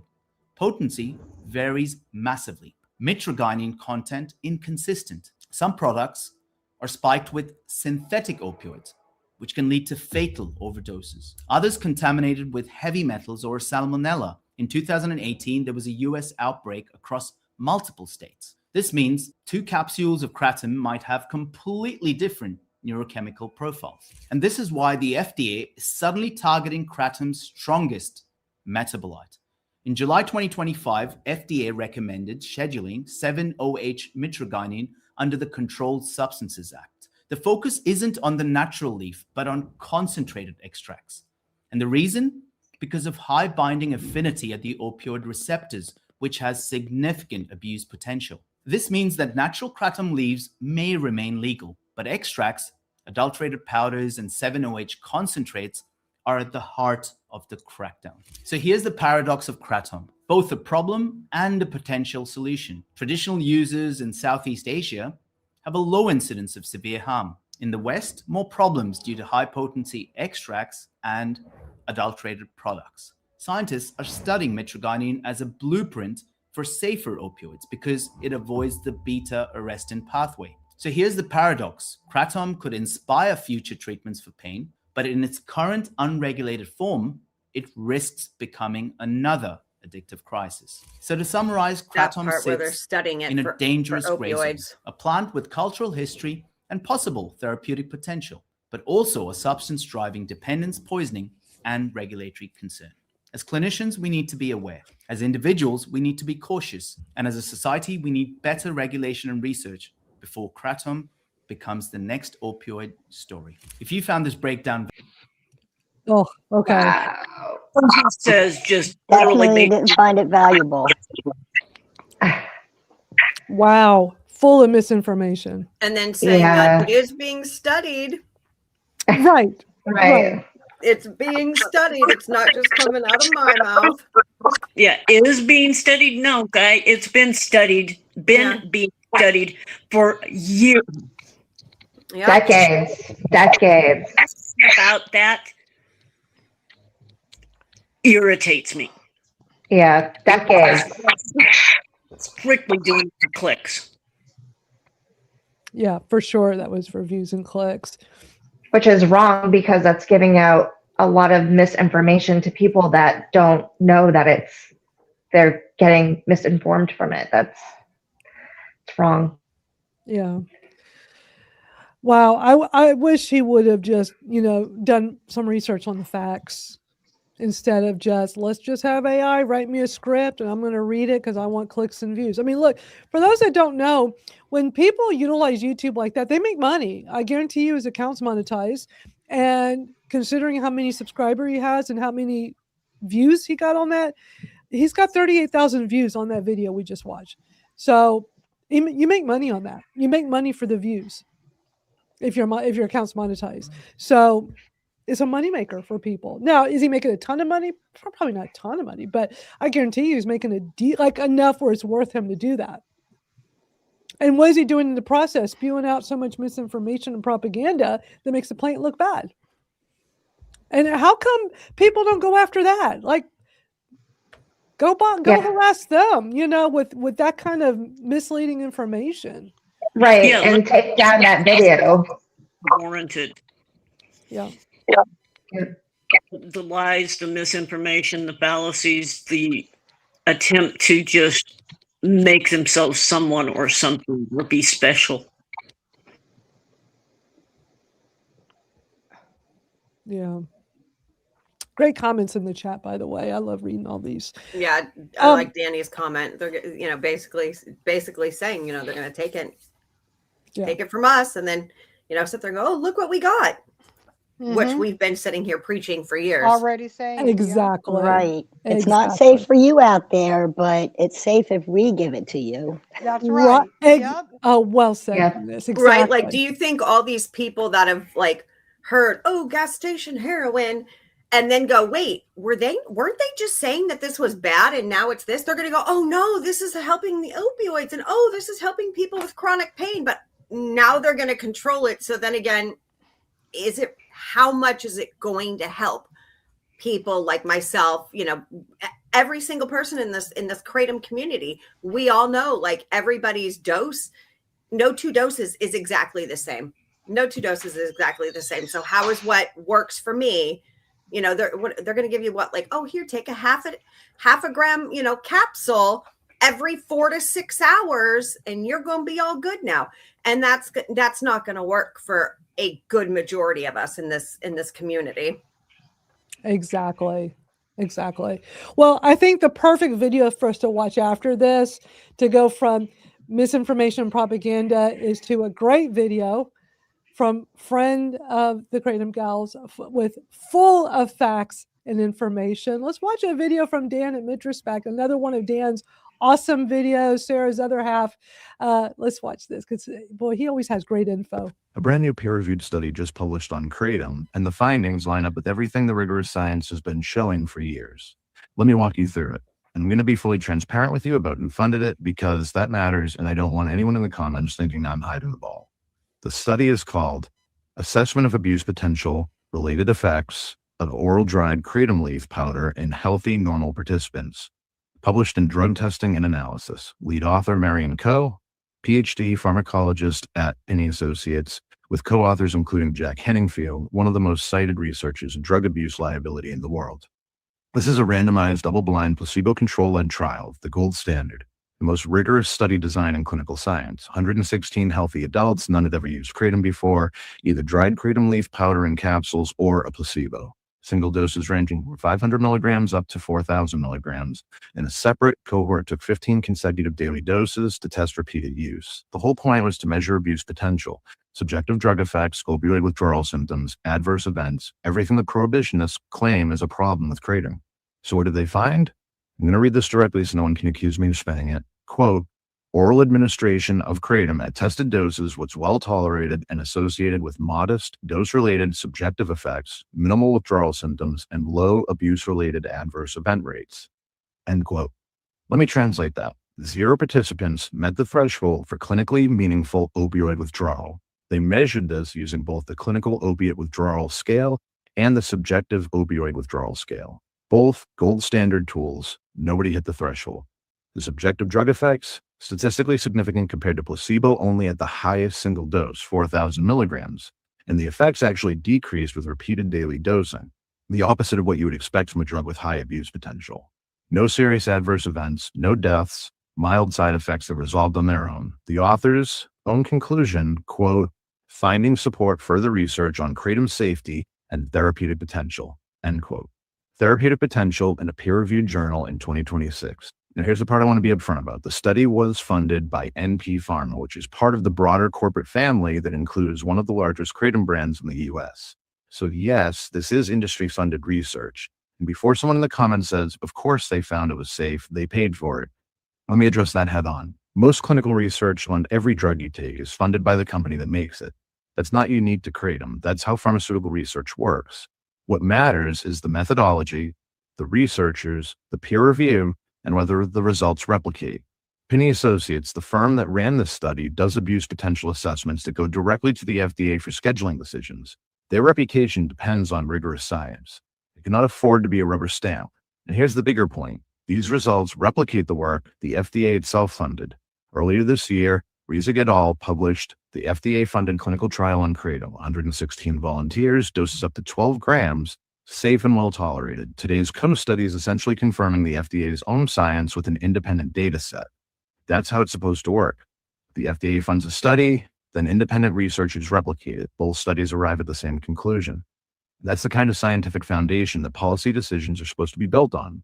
So when you hear someone, a prohibitionist advocacy group, an old talking point from the 2017-2018 FDA scheduling push, a state legislator working off of outdated information, claim that natural kratom has high abuse potential and dangerous withdrawal, you can point them to the actual current science. 2 independent clinical trials, 1 FDA funded, 1 industry funded, both placebo control led, both arriving at the same conclusion. Natural kratom leaf, safe and well tolerated with low abuse potential. You can read the study yourself. It's on PubMed. It's indexed at kratomindex.com, including funding disclosure, methodology, all of it, free, no login. The next time someone tells you kratom is addictive or dangerous, send them this study, Coe et al. 2026, Drug Testing and Analysis. And then send them the Riesig FDA study right behind it. The science isn't on their side. It hasn't been for a while. I'm Dan with Minterspect. Thanks for watching. That was so good. Yeah, He it was really amazing. he draws you in. Like I don't know if it's the voice, like I don't know. He really just makes you want to, hey, like listen to me, you know? And I love that for this community. Like he's such a great addition to the community. He really is. I'm so grateful for him. And you're lucky. He's the husband. It took a while to get him to do that too, like years, because same thing, he's a shy person. And I'm like, people will listen to you. And I knew that. And finally he listened to me. It just took a lot of Madeline helping, honestly. That was a big help. But yeah, that just came out, I think, on Monday. And we're like, wow, when we read this and stuff. So I made a video about it because it was just added to Kratom Index. But yeah, let me show everybody. So Kratom Index is a website that Dan created it's free for the community. It's kratomindex.com. So where I'm at right now, kratomindex.com. Be sure to bookmark that site, use it. I'm going to follow exactly what he just said. He said just go and search Co et al. I'm just going to put COE, Co, and look right here at the top. Here it is. Assessment of abuse potential related effects of oral. This is what he just cited, was this right here. And what you can do is you can go view it on PubMed. What's DOI, Sarah? I'm not sure what all this stuff means. I just know from the PubMed. I'm not sure about the other one, but yeah, you can share that to anyone asking about Kratom and things like that. But it has so much information in it. Yeah, let me pull up the, because it took me right to PubMed. So let me show you all that. Yeah. Open up another screen. Okay, so there's the Pub. So I clicked and it took me here. This is the actual study on PubMed, which is, it is a National Center for Biotechnology Information. So this is official. And this mentions, all the scientists involved that he was naming. And this gives you the info on that. And then let me see what happens when I click on the DOI. Let me see what page that takes me to. All right, so let me show y'all real quick. When I click on the other thing, I don't know why it's taking this thing off the screen like that. I got to find out what's wrong with StreamYard. Anyway, it takes me. Just go back. Wrong one. Hold on. Let me just change the URL. Give me one sec. They don't make this easy to do in StreamYard. Okay. Oh, I'm on the wrong screen. Okay, hold on. So which screen am I on? I have too many tabs open. Okay, so it takes you to this, which I guess stood for the this drug testing and analysis. That link, it takes you over here to this part of it. So, this is a site where you can get all of this really helpful information on all the published studies on Kratom at kratomindex.com. So highly recommend this site. When you're advocating for Kratom and you're sending out emails, put the link to this in there. When I send my emails to legislators around the country, at the end, I have this paragraph that mentions that there's a great research tool. Go to kratomindex.com. You can look up all the different studies on Kratom. I think this is just really important to be sharing. Yeah, agreed. They started it because all the information is kind of scattered all over the internet. That way it's just in one place where you can get everything that's getting published and it's updated daily. We don't make any money off of it. We don't charge for it. It's just to help with people getting more information and sharing it with others. So, and we appreciate y'all building that. I mean, phenomenal job. Getting a resource like that for the community is so needed right now with everything going on. Yeah. So it's amazing. Oh, here I like to put it underneath. Is that Dan? My, is that Dan in the comments? Yes, I was asking. I was Must be wondering. Dan. DOI stands for Digital Object. Yeah. Tell Dan thank you. Thank you. I like to put it. Tell him to come wave because everybody's loving his video. Tell everybody. Come here. Everybody loves it. Hi. Hey, thank you. Hi, everyone. Hey, everybody Hey, loved Dan. it. Everybody loved the video. Hey, Dan, thank you. Yeah, thank you. But it's great. I like to put that underneath when I'm on X or Blue Sky and they put up those articles. I like to post that underneath all the articles so that they can hopefully see it and look at it, and get the actual facts. Yep. Exactly. Let me see what happens if I type in liver toxicity in the Kratom Index, because that's actually a good, and Dan could probably help answer this question too. So yeah, that's Dan. That's the dude. And if you go check them out he posts those videos on their TikTok at Mitraspec over on TikTok, because that's where I see those videos. Let me see if I can show you all the screen again. So I typed in liver toxicity and So see what it's doing is bringing up safety and toxicology reports. I don't think that's a liver one. Here we go. Liver injury associated with, usually if there's some kind of report about the liver, it's usually like one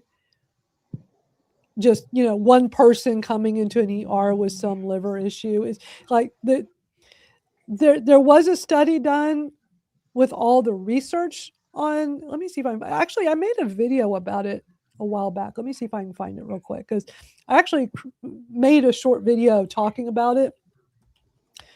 And that would actually be helpful if I can find it real quick and play it for y'all. So, just give me a second. Let me see. I know I have it somewhere. I have so many of these. I mean, if you go on the YouTube channel we're on right now, our YouTube channel, if you go into the shorts, I have like a bunch of videos in there. I know there's one in there of me talking about the study where they studied the liver studies to show that kratom does not cause liver damage or something. I don't know. I gotta see. I'll have to go look for it while we're watching something else, because it's going to take me a second. Anyway, we can move on to the next thing in the meantime. So the next thing I wanted to show y'all was, there was a really interesting, so y'all know, of course, Chris Bell, who did the documentary A Leaf of Faith, right? I mean, that's how I discovered kratom, was the documentary A Leaf of Faith that Chris Bell did. He was the documentary guy. He had done a handful of documentaries prior to that, and he did a documentary all about kratom. And this is his brother, Mark Bell. And he goes on podcasts. Him and his brother are really popular, like in the, I think, weightlifting world is what it is. And so his brother is really popular in that world, I guess, bodybuilding and weightlifting, and he has his own YouTube channel for that. But he goes on podcasts to talk about all that stuff, but also he'll talk about kratom a lot. And so he was on this podcast, Danny Jones, who has over 1 million subscribers just on his YouTube. And so he was on there recently, and he talked about kratom. I found some really good clips of him discussing it. So let me play some of these, because I've got like 3 different clips of him talking about it, and they're not too long. I think they're worth a watch, because it's interesting, hearing some of the things that he has, that he discusses about it. So let me play this for y'all, and then I'll try to see if I can find my video. Yeah, the kratom thing is wild. Like I was telling you, I was drinking so much of the kratom that I had to just take a break from it just to see what would happen. And I don't know what's gonna. I never really got like really addicted. Like I know some people have withdrawals from doing too much kratom. I'm kidding. But like I stopped. I felt like maybe like tired for a couple of days, but I never really had any like real issues with it. I was just like, after a couple of days, I didn't really think about it anymore. But I know this stuff. I don't know how strong this stuff is. It's pretty strong. White Rabbit. It's got a nice dose, 75 or something. It says total kratom by volume is less than 1%, and 7-hydroxy metergynin, less than 0.02 milligrams. Yeah, that's the 7-OH stuff. Total 7-hydroxy by volume is less than 0.0. Tell me how many milligrams. 0.001. What does that mean? What's that in English? You're an expert in this stuff, right? Not really. But it does have, I think, at least 25 or 30 milligrams of kratom in there, and kratom or 7-OH? Kratom. Okay. The amount of 7-OH in there is way less. So something that's important about kratom is that there's 7-OH in all kratom. It's a alkaloid, I believe. And again, I'm not an expert on this stuff. I know last time I said some stuff, and then people got all upset in the comments. My brother knows a lot. There's a heavy kratom community out there. They're fucking. Yeah, they're hardcore. My brother knows a lot about it, but my brother was saying, "Hey, I need to come back on the show," because he talked about how they banned 7-OH here. So 7-OH, they sometimes will make straight up, and that's not straight up 7-OH. That's this is more of a kratom product. So it has 25 or 30 milligrams or so of kratom. There just happens to be 7-OH in there because it's part of the mitragine plant, I believe. Okay. And so there's a small percentage of 7-OH in there. It is believed that 7-OH is a little closer related to heroin. And so that's where people get scared and nervous about it, which makes a lot of sense. But it seems like the 7-OH, when you take that alkaloid out and just primarily use that it works better for pain and it works better for people that had previous addictions. When you isolate the 7-OH by itself. When you isolate it out. So there's a lot of weird, crazy stuff with kratom. There's a lot of alkaloids to it. And there's some people right now that are doing research on trying to, 7-OH, they can ban that all they want, but there's so many more alkaloids in this plant. There's going to be other ones keep coming. And they do, just like any other drug, they do pose a danger. They do pose a threat. They can be addictive. So if Florida banned 7-OH, how come you can still buy this stuff at the store? Because it's a little bit complicated, because these have such a small percentage of 7-OH that it's allowed to still go. In California, I don't think they officially passed like a bill or a law yet, but they did something where a lot of the kratom companies just said F it, and they pulled all their stuff from the shelves of the smoke shops and stuff. But some of the other companies are like, well, we're kind of shady anyway, because a lot of the companies that's just the way it is. I mean, the kratom business, kratom kava, I'm in it. I have a brand, and it's a little shady. It's shady. He admits the industry is shady. I'm going to stop there and go to another clip. It's shady. But interesting. I mean, I like how he explained the kratom that's in a can, those seltzers versus, like, people just think all kratom is the same and it's all dangerous. And I liked how there was a good explanation of, like, what you're consuming in that can is not like super potent. That's a small amount. Comparing that to our natural leaf kratom, it's not that much. I mean, if you consume a bunch of it, that could be an issue. But there are a lot of potent extract products that, like, so I've seen some that are just super high mit that, some of these tablets or gummies, you just would want to take a small amount, if anything, comparing that to so I really liked how they did some comparison. And then I'm like, oh, I got to play the part where he says it's a shady, unregulated industry that Quick question on he MIT. happened to be in. Does MIT have a ceiling effect? Robin, would you know if MIT has a ceiling effect? Because I know if you take too much MIT, you're getting the wobbles and, gonna puke. I don't know the answer to that. It would concern me that it might not have as much of one because it doesn't have all the other alkaloids that help contribute to the ceiling effect from the natural plant. But I don't know for sure. Okay, because I know 7 has a ceiling effect. Like, right. 7 has a ceiling effect. You can't keep taking more and feeling more. So I didn't know if MIT as well. I'm going to have to look into that. Yeah. I don't think I've seen a ceiling effect on MIT, but I'm going to have to go back and look some more. And I know that 7, that there's a ceiling effect. I'd like to know, like, can somebody breach that ceiling effect at some point? But I think it would have to take so much that we're not even anywhere close to being at. Like, I know I'm not nowhere close there with the amount that I take of it.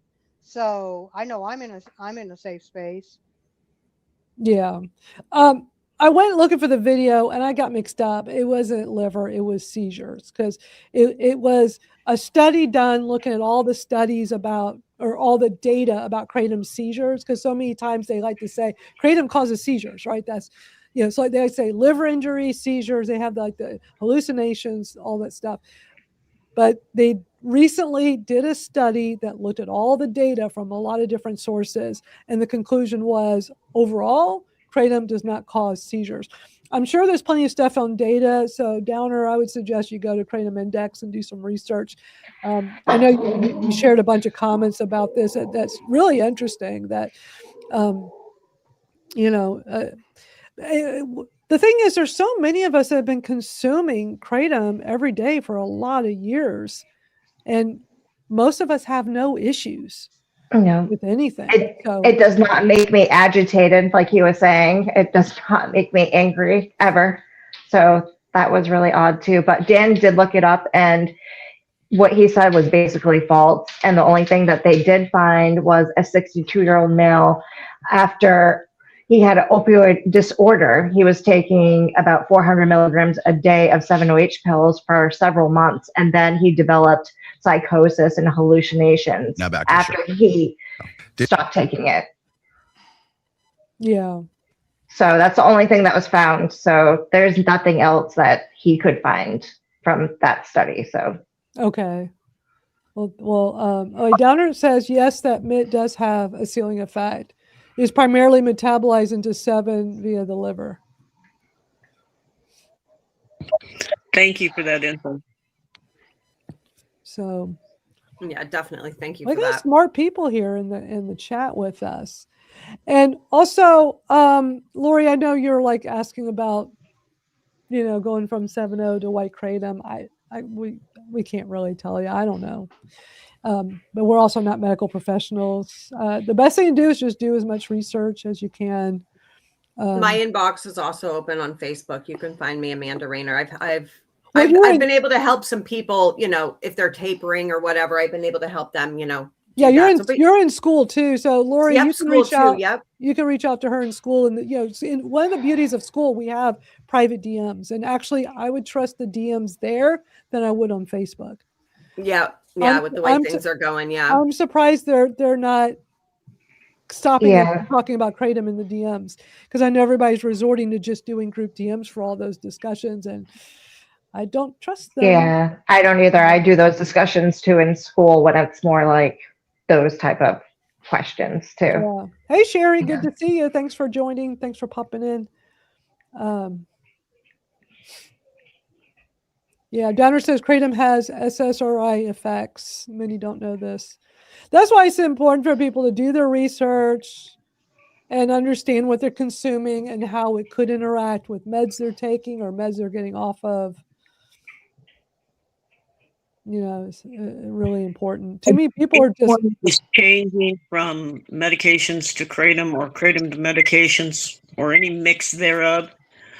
Look into PAWS, post-acute withdrawal syndrome, because that is a very real thing that is very not talked about. I'm dealing with it right now. The last 2 days I've been dealing with it.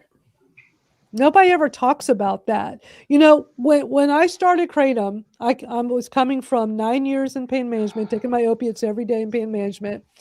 Now, in my research, people said that when you switch from your pain meds to kratom, that a lot of them said they either didn't have any withdrawals doing that switch, because if you're going to stop, hold on, my mic's messing up. If you stop your opiates, of course you're going to go into withdrawals, physical withdrawals.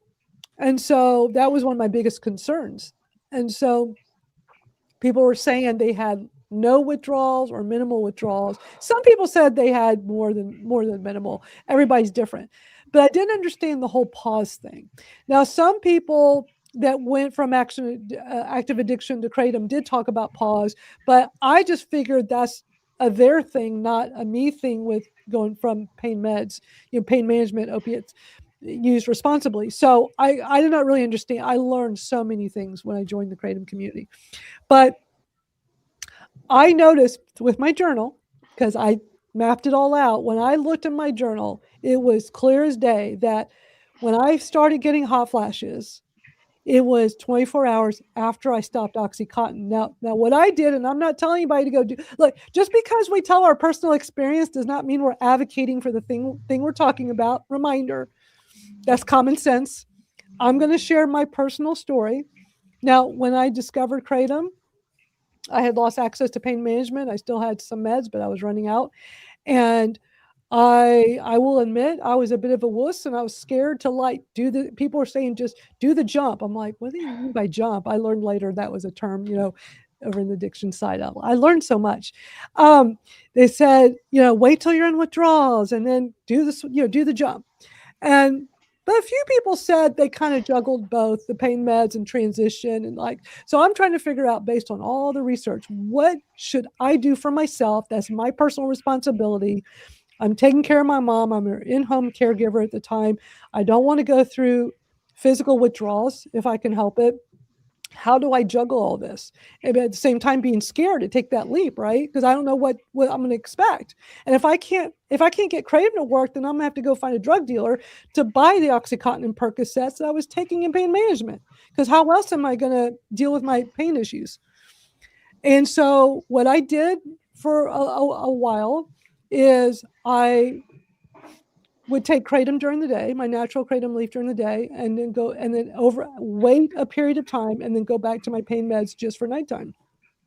Because I wanted to make sure I could sleep well. And if the Kratom wasn't, because I was in trial and error, there were times where the Kratom just wasn't working, especially the red Kratom just didn't work on me. And I would be in massive pain. So I'm trying to take care of my mom, which was a physical job at the time, and trying to not go through withdrawals. It was just a whole lot all at once. So that's what I did. I always made sure I had hours and hours in between. I never took anything close together. And that's what I did initially as I slowly transitioned.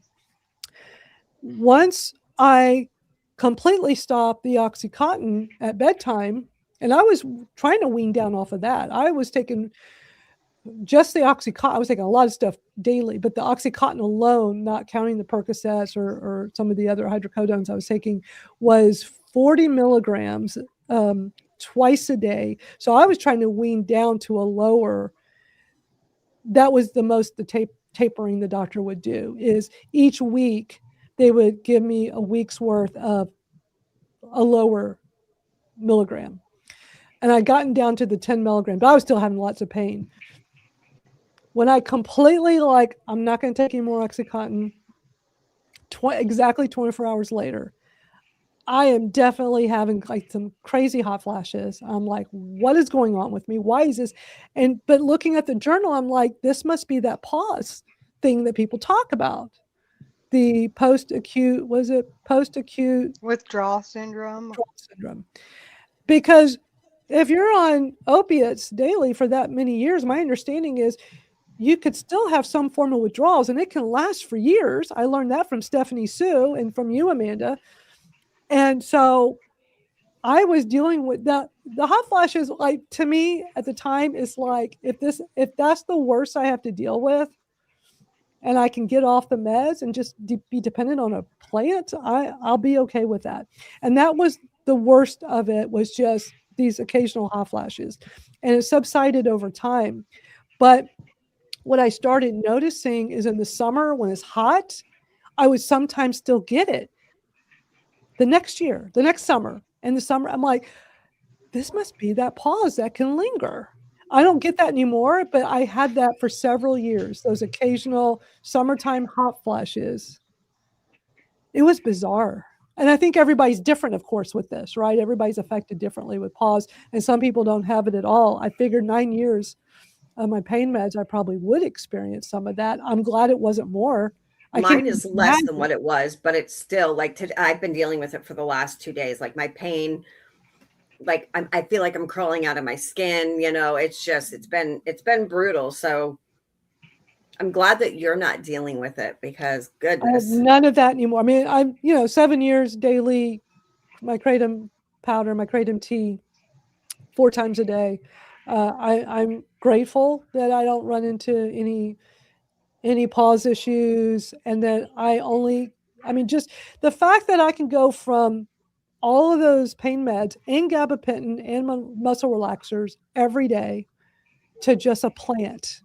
I'm still amazed every time I take my Kratom. I look at my powder, and I go, I can't believe that I get the level of pain relief I get. If I was still taking my pain meds, I was still in pain, I wouldn't be able to sit this long. We've been here for 2 hours. I wouldn't be able to sit in a chair like this at all. So I'm very grateful. Has anybody else dealt with pause that you want to share? Just so people are more aware of that. It just doesn't get talked about much. And I never really understood it very well. So the comments are on fire as always. So thank you all for sharing in here. Let me play y'all the next part of these clips that I'm showing from this Danny Jones podcast. Some of the stuff that comes up is very interesting. And by the way, this podcast episode we're watching was viewed 60,000 times. So it is pretty popular. So let me play this next part for y'all. Let me get it on screen here. Didn't you say that ever since Florida did the ban on 708, there's been a lot of drug overdoses or opioid overdoses? Yeah, maybe we can look it up, but I believe there's been more overdoses here than previous. So a lot of people are utilizing because they can't get 708 anymore. Because they can't get 708 anymore, there's more deaths. Yeah, I believe so. I think what's happening is, so years ago with Kratom, someone would walk in and they would get they would usually get just like Kratom pills, capsules rather. Right. They'd get Kratom capsules, and the Kratom capsules would have like X amount of mitragine, which would be the whole plant. And the plant is not adulterated. So the plant is not made any more powerful. It's like literally just grinded up leaves of mitragine. Right. Nothing added, nothing subtracted, just the natural plant. Just stuffed into a capsule, right? That had a certain effect. And you would take, 3 or 4 or 5. Some people would even take maybe 6. And my brother has a lot of chronic pain. So he would take as many as like 10 of those.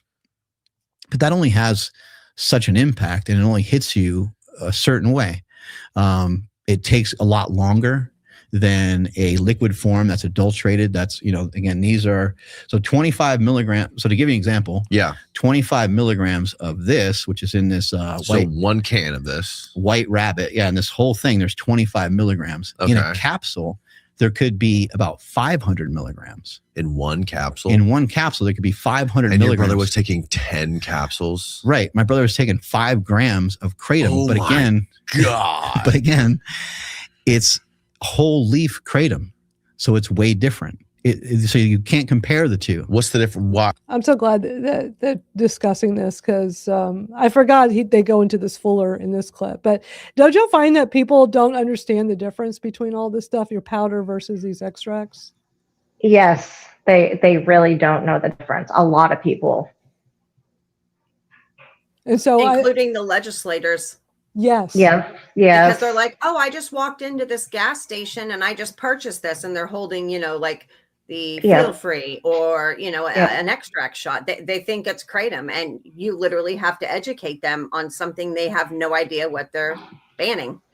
Yep. And they get the paper about the bill, and they said that they never heard of Kratom in their life and they don't know anything about it. So they're not being educated at all.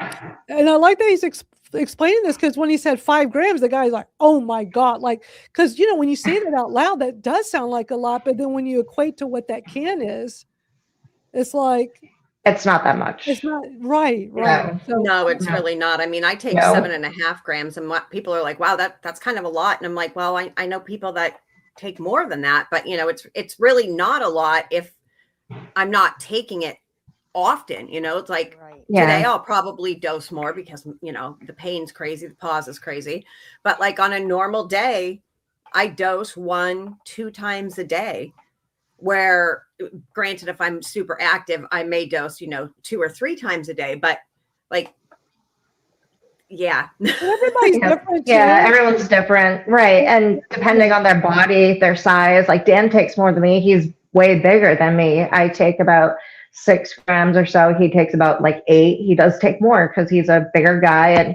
he has more pain issues than I have. So everyone's different for how it helps them, basically. But I also know people that take like a 1/4 teaspoon or half a teaspoon of powder and they get pain relief. For me, I take 2 teaspoons, which is about 5 grams, and I get amazing relief. But there'll be somebody who will tell me I need a lot more than that, or I need a lot less than that to get. So I always remind people it's a very individualized experience. It's not the same for everyone, and it's not always by. Yeah, it's not always 3/4. Right. And it's not always by how many opiates you used to take, or yeah. Oh, I have a high tolerance. or high tolerance. No, it's completely different. Yeah. I mean, I know a guy that takes it, and he's 6 foot, almost 6'5", 6'6", something like that. He's about 300-pound dude. He's huge. He takes a fourth of a teaspoon, and that's his dose. That's his dose. It's like, I mean, I couldn't fathom, like, but hey, that's great. I wish I didn't have to take 7.5 grams to get the relief that I do, but man, a fourth a teaspoon, that's a little easy to and just go. Yeah. If people try taking the higher doses and don't get an effect, try taking a little bitty dose. Yeah. Sometimes that's I think some people reach a plateau where they feel like it's no longer working, so they kind of increase it, and that doesn't help them as much. So a lot of people will kind of go down a little bit, and then they'll notice a difference. It also has to do if you're stressed out, if you're not feeling well, if you're sick. There's so many different factors with it too. Yep, what you've eaten that day. Like, I know some people like, I forget where it was. Is it better on an empty stomach or eating something? Personally, I'll take it before I eat something, but I usually will have something within like the first half hour, 45 minutes after dosing. And I find eggs to be freaking fantastic with it. I do the same thing. Like avocado or something, like the good healthy fats really kind of like make that dose just kind of kick in, and it stays. Yeah, I do avocado toast. Yeah, avocado toast and like an egg. I do that too. That's funny. But yeah, some people like it on an empty stomach. Some people like it with food. They can't handle it without food. It's different for everybody. Exactly. It is. It's different for everyone. That's why I always tell people when they're learning about Kratom and they're asking a bunch of questions. And I did the same thing when I was new. It's just different for everyone. It's an individualized experience. That's why I always say, keep a journal, a dose journal, so you can keep track and find what works for you, and go low and slow. Start with a small amount, work your way up till you find the amount. And like Amanda said, the whole with food or without food, that conversation comes up from time to time on my TikTok. I just put it in school as well, because to me, it's a fascinating question, because in all my years, just being around so many people talking about Kratom, between the podcast, this live stream, our school community, and just being out on social media, I find that about half the people will say, it works amazing for me on an empty stomach. It works better on an empty stomach. And the other half will say, no, it works way better if I take it with food. And I remember when I just randomly experiment, because I remember in the beginning, like, this doesn't work as well if I take it on an empty stomach instead of with food. Because like with the opiates in pain management, they always say take it with food because it can make you nauseous. And I always, if I wasn't eating a meal, I'd at least snack or something to just help not have a stomach upset. But with Kratom, I kind of was in that same mindset. But I'm like, why is it not working as much as I think it should, the way people talk about it? So then I tried it on an empty stomach. I was like, oh my God, this is way better. And it lasted longer for me. It's so interesting. And then some people say, yeah, but if you take it with something that's fatty, that can make a difference too. But I think it just goes back to, it affects everyone differently. Yeah, and water is also really important because it can dehydrate you. It's a plant fiber, so water. Some people will tell me they don't drink a lot of water, and I just explain that to them as well, that water is super important. Yeah, oh, it is, and it helps. It helps that dose. It really helps the dose. It's needed. Before I started taking Kratom, you can ask anyone that knew me. I did not drink water. You could not make me drink water. My water had to be caffeinated, carbonated, and syruped, or it wouldn't happen. Now, water is about the only thing I do drink. And it truly makes a big difference. I just did a video on my TikTok about the whole water, and I put it on my other socials too, because it just doesn't get talked about enough. And then people talk about how they're having constipation issues. It's like, are you drinking enough water? Are you staying hydrated? Because that plant can dehydrate you. So it's just, there's so much to learn with this plant. Take a probiotic.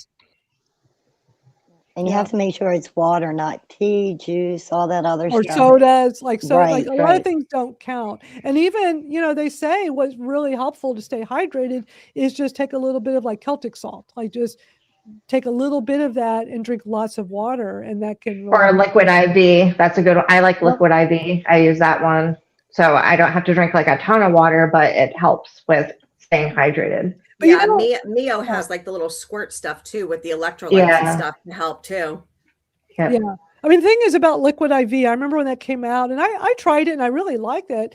But then when I started using it more, I started getting some weird like side effects, health issues that as I did more research, I'm like, I think it's because you look at the other things that are in it. And I think I was like, I think it's like, if you're not having issues, that's great. I think most people don't. But if you start feeling like, why do I feel a certain way every time and I'm using this every day? I'm like, so yeah, I kind of stopped taking it. And it was like totally went away. It was kind of weird.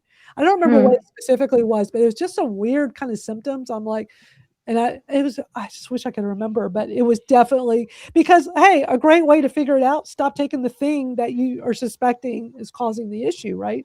And it was definitely that. So I always drink a lot of water. I always have. And if you go look on my socials, you'll see because actually it's very funny. It's very meta. It's me filling up my water pitchers because I do filtered water. And I was just taking my filtered water. I like lots of cold water. And so I was just filling up the bottles so I could have a bunch of them in the fridge. And I'm like, let me answer one of the many questions I get on TikTok. And it was one about dehydration. I'm like, oh, this is so perfect. I'll do it while I'm refilling my bottles. So it was very meta. And just a conversation just doesn't happen enough in our community. Just having that. People are just not always aware that something as simple as staying more hydrated can really make a difference. So welcome everybody that's here. We have so many people hanging out with us.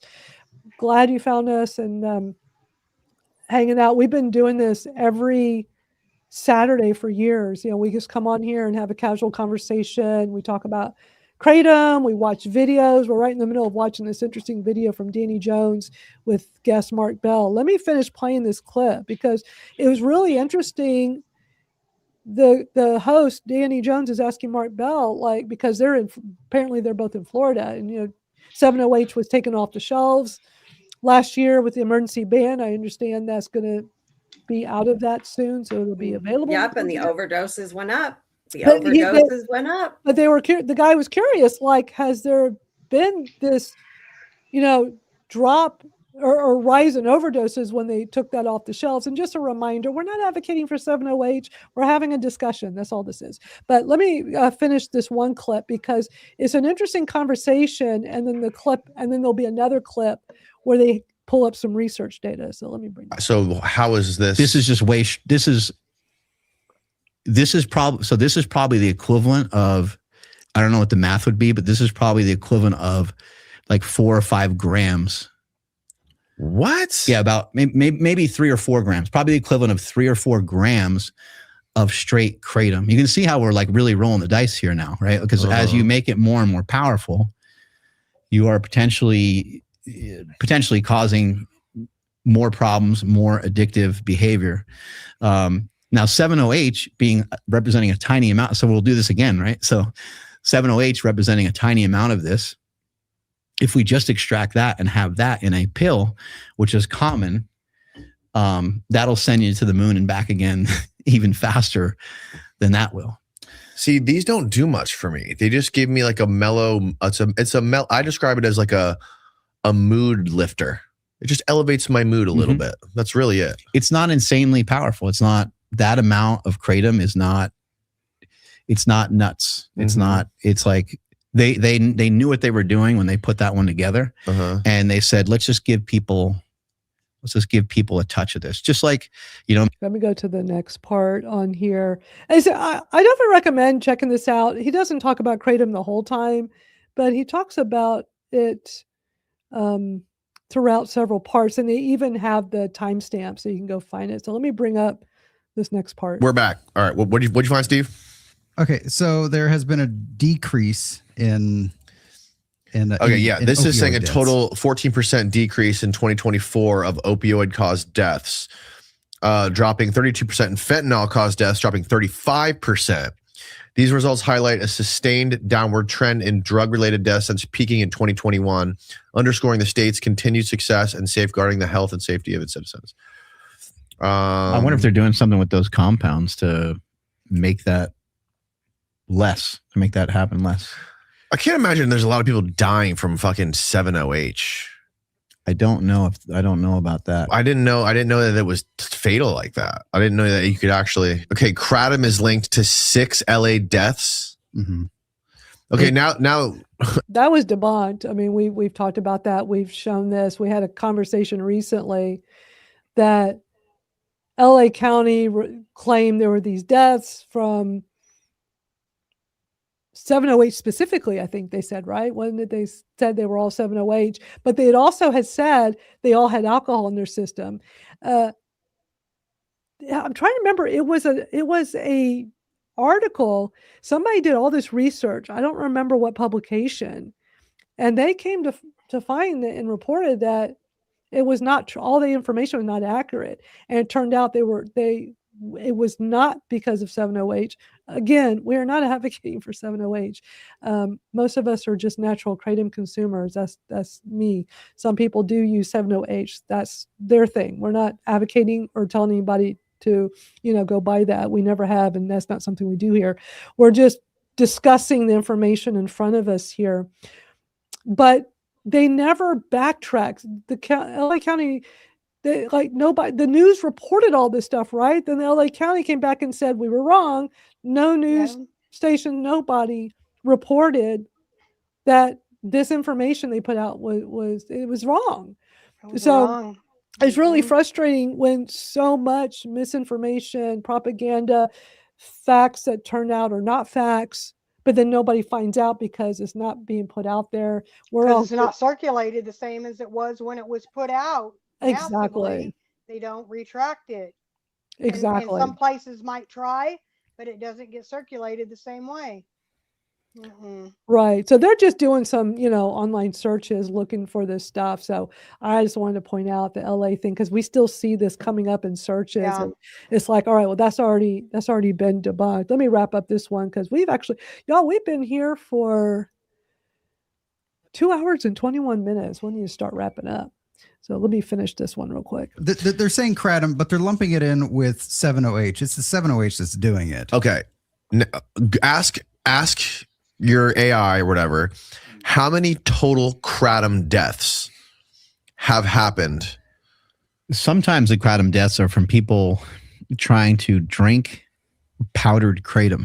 I saw a guy do that on this podcast right before he started. He fucking took a handful or like a container full of it and threw it in his mouth and then washed it down with water. So it's like cinnamon. Yeah. So it can choke you to death. And there's been people that have died from that, which is. Say, how many kratom I'm not trying to deaths defend kratom, have there been in the U.S. since 2023? This is all good to know. Wow. Mm-hmm. It's good for people to know. National estimates from 2025. Okay, from 2015 to 2025, published March 2020. Oh, just published. Identified 233 deaths associated with kratom exposure between 2015 and 2025. Okay, now do the same search with caffeine-related deaths. While deaths are rare, adverse reactions have increased significantly since 2023.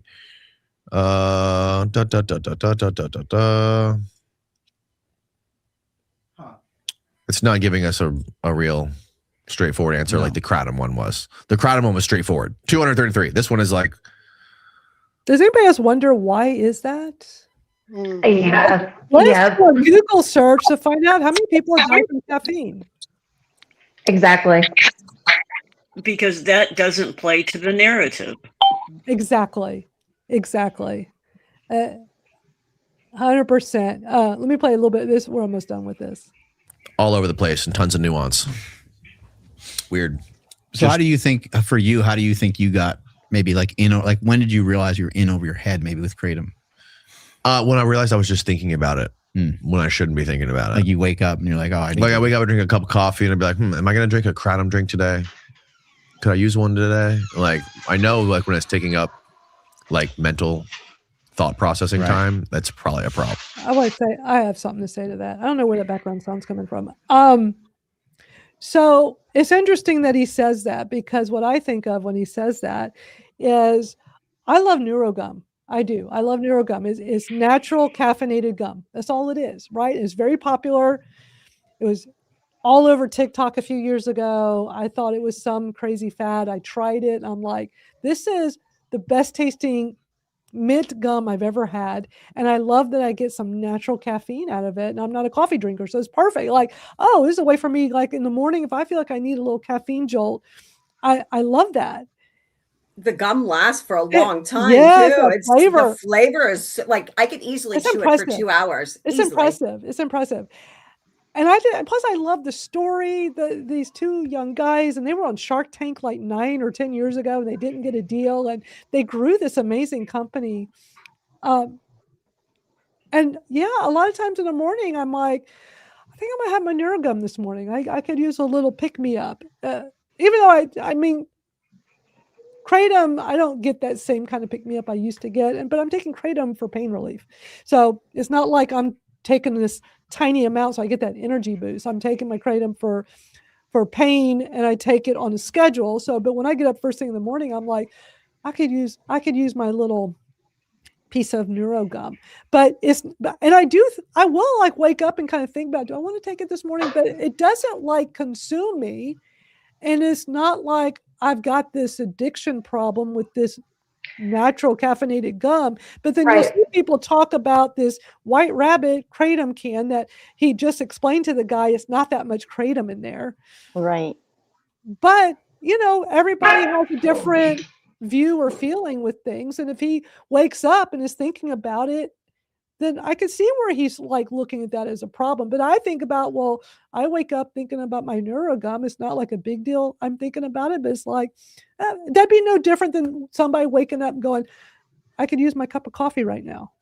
Exactly. I was going to say that too. And every morning you have your coffee, right? And it's with Kratom too, because that helps me with energy as well. So I wake up and have coffee, Kratom, and that's just my normal routine.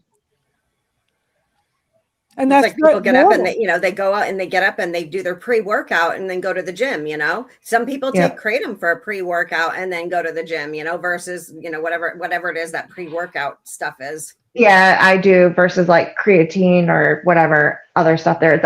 Kratom, it helps me better than those things do. So I prefer that. But yeah. And my son made me this, and we have a mocha bar right here behind me.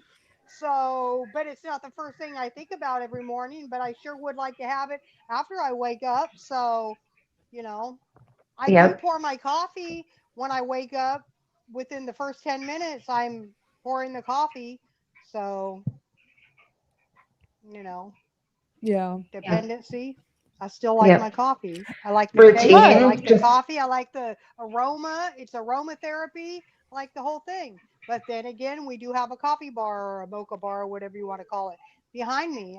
Right over here. So espresso machine and the different syrups and all that good stuff. Yeah, but it also comes back to personal responsibility. Are you hurting anybody? Are you hurting yourself? Exactly. It's like, it's just so interesting. Let me finish playing this because we're almost done with this clip that I want to play for y'all. If I'm like trying to pre-plan my day, pre-plan whether I'm going to have a fucking Kratom energy drink, like I know it's a problem. So that's when I had to stop. And now I don't think about it at all anymore. Yeah, I think you have to, I think one of the signs of addiction is that it's like starting to disrupt your life. It's starting to interfere. They say like, have you ever been late to work, or like those kind of questions, and the answers to some of those are probably no. So that's like, it just justifies you to take it even more. Right. And the same thing with caffeine, because you could be like, well, I kind of think about caffeine kind of a lot too. I kind of think about these Zen pouches a bunch too. Yeah. But the main thing is like, hey, let's just try not to get addicted to like too many things. If coffee's already in the mix, or caffeine, however you want to look at it. All right, we'll stop there. It's an interesting conversation.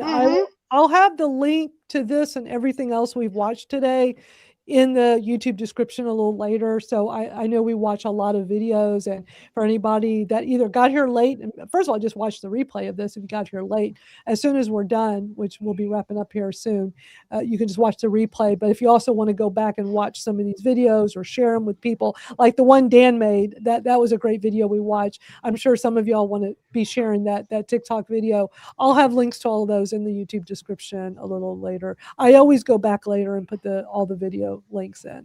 So yeah, we watched a lot of stuff. We had quite the conversation. The only thing I had left, and we still don't have time for, is Oak Point, Texas had I think it was a council meeting. I think it was their I don't know. It was just some local town, and somebody, Lucky Herbals, I noticed they had recorded it on their YouTube, so I have the clip of it, but it's like 9 minutes long. It's just interesting because I watched part of it. So it's a municipality. I live in Texas. I've never heard of it, but also Texas is a very big state. But it's Oak Point, Texas, and it was a Kratom sales ban meeting that came up on Wednesday, and the little bit I listened to, they said, we don't know what Kratom is. We don't have an issue. We don't sell it here, but we should ban it.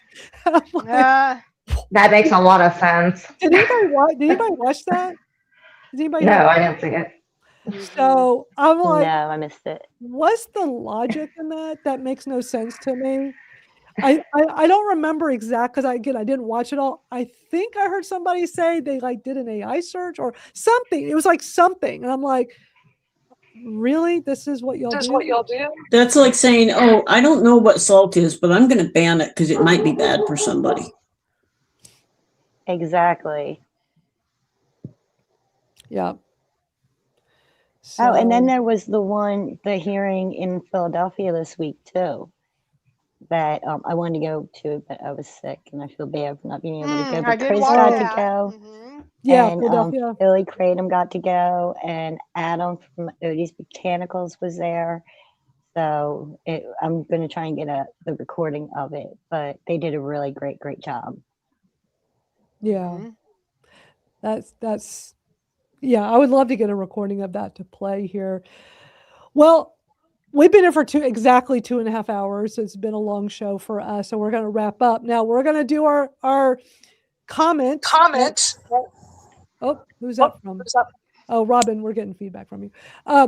I came up with a phrase for y'all to put in the comments. So for those of you here live, as well as those watching the replay, if you're watching the replay, you are at the 2 hour and 31 minute mark. Thank you for spending this much time with us. And I know a lot of you here live have been here for the whole show. Thank you. So we're going to wrap up with our Kratom Gals check-in, the last one. We did one earlier. If you missed it, you'll see it on the replay. But if you're still here right now, this is the phrase I want you to put in the comments so we know you're with us at this moment, whether you're live or in the replay. Type in, keep Kratom legal, because we're all very passionate about that, right? We want Kratom to stay safe and legal for everyone. So put that in the comments so that way you're letting us know you're here and that you agree with that statement. We've been having fun doing these little check-ins each week, as coming up with a word or phrase. But I actually put some of these together, so I'd be a little more prepared, because I would just randomly think of this and go, all right, somebody throw out a word. Let's have a word in the comments.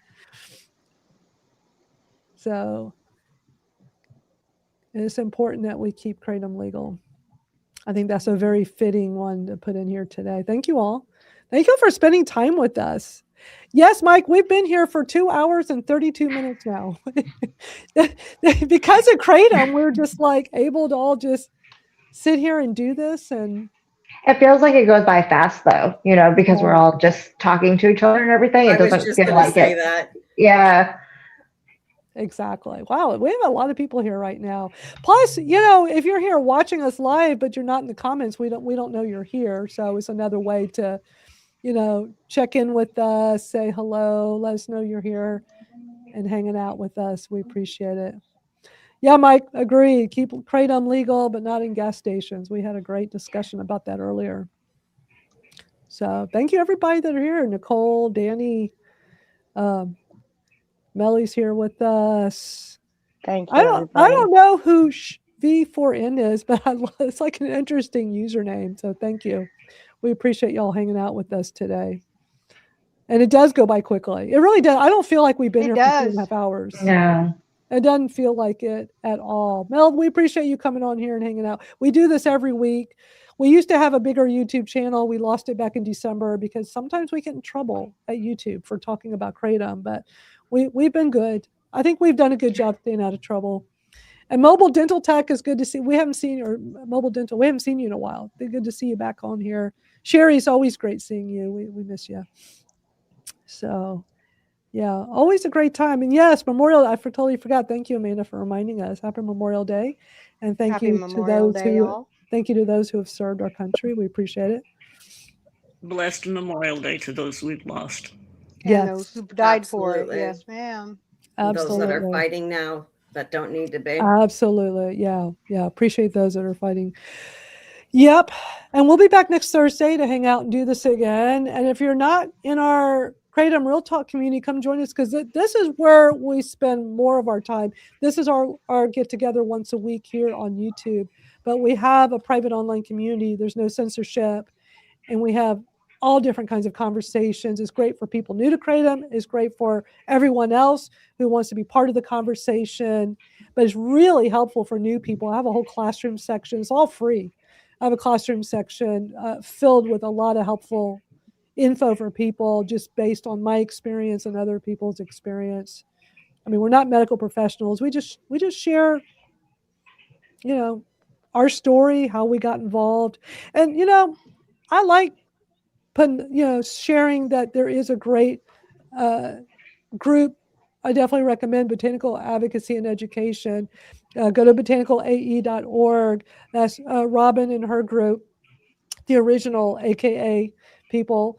They have a really great grassroots organization, and I love supporting. They're doing great work helping people and sharing lots of information about what's going on with all the legal issues.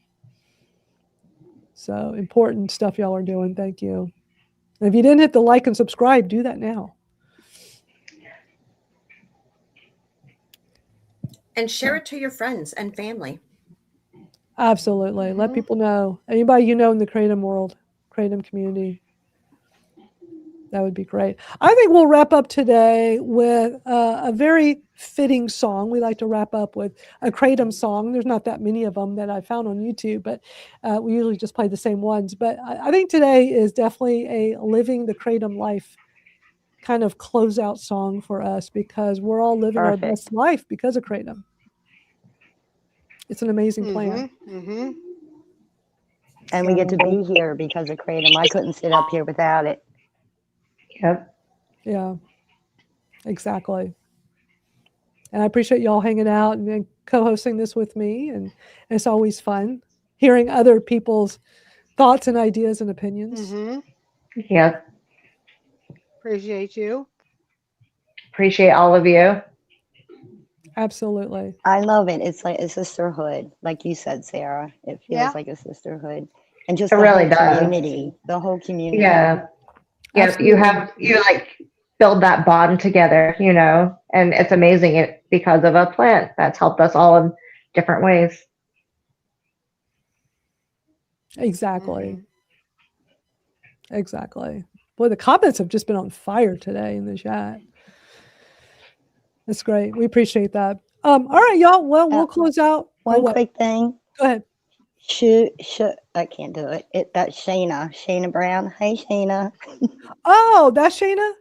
Yep. Hey, gosh. Hey, Shayna. Shayna always has a username that I don't even know is her. Oh, I love her. I usually don't.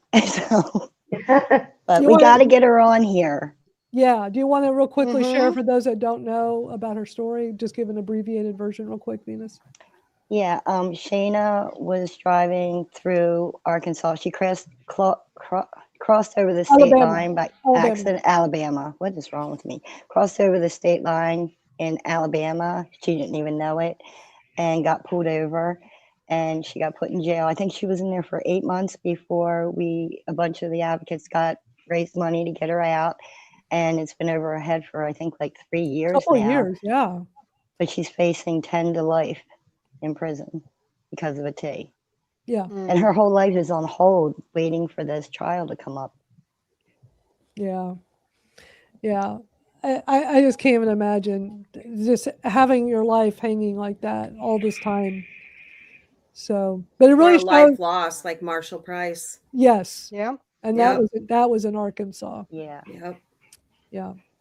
So we're just all about help spreading awareness and helping people advocate for our plant and keeping it safe and legal. And it's been under attack like crazy, as everybody knows. So our voices matter, and it's important to speak up and help normalize this plant. That's one of the reasons why I do this each week. I want us to talk about kratom and help normalize it. Because if we're not getting it normalized, the public thinks it's this bad thing. I mean, just look at all those news stories we watch. Yeah, especially if they only, right, if they're only watching the news and you see the big scary headlines about gas station heroin and stuff, they have no idea what it is. So this is really, really important. Exactly. And there are so many people out there consuming kratom on a daily basis that don't know anything about what's going on. Mm-hmm. Right.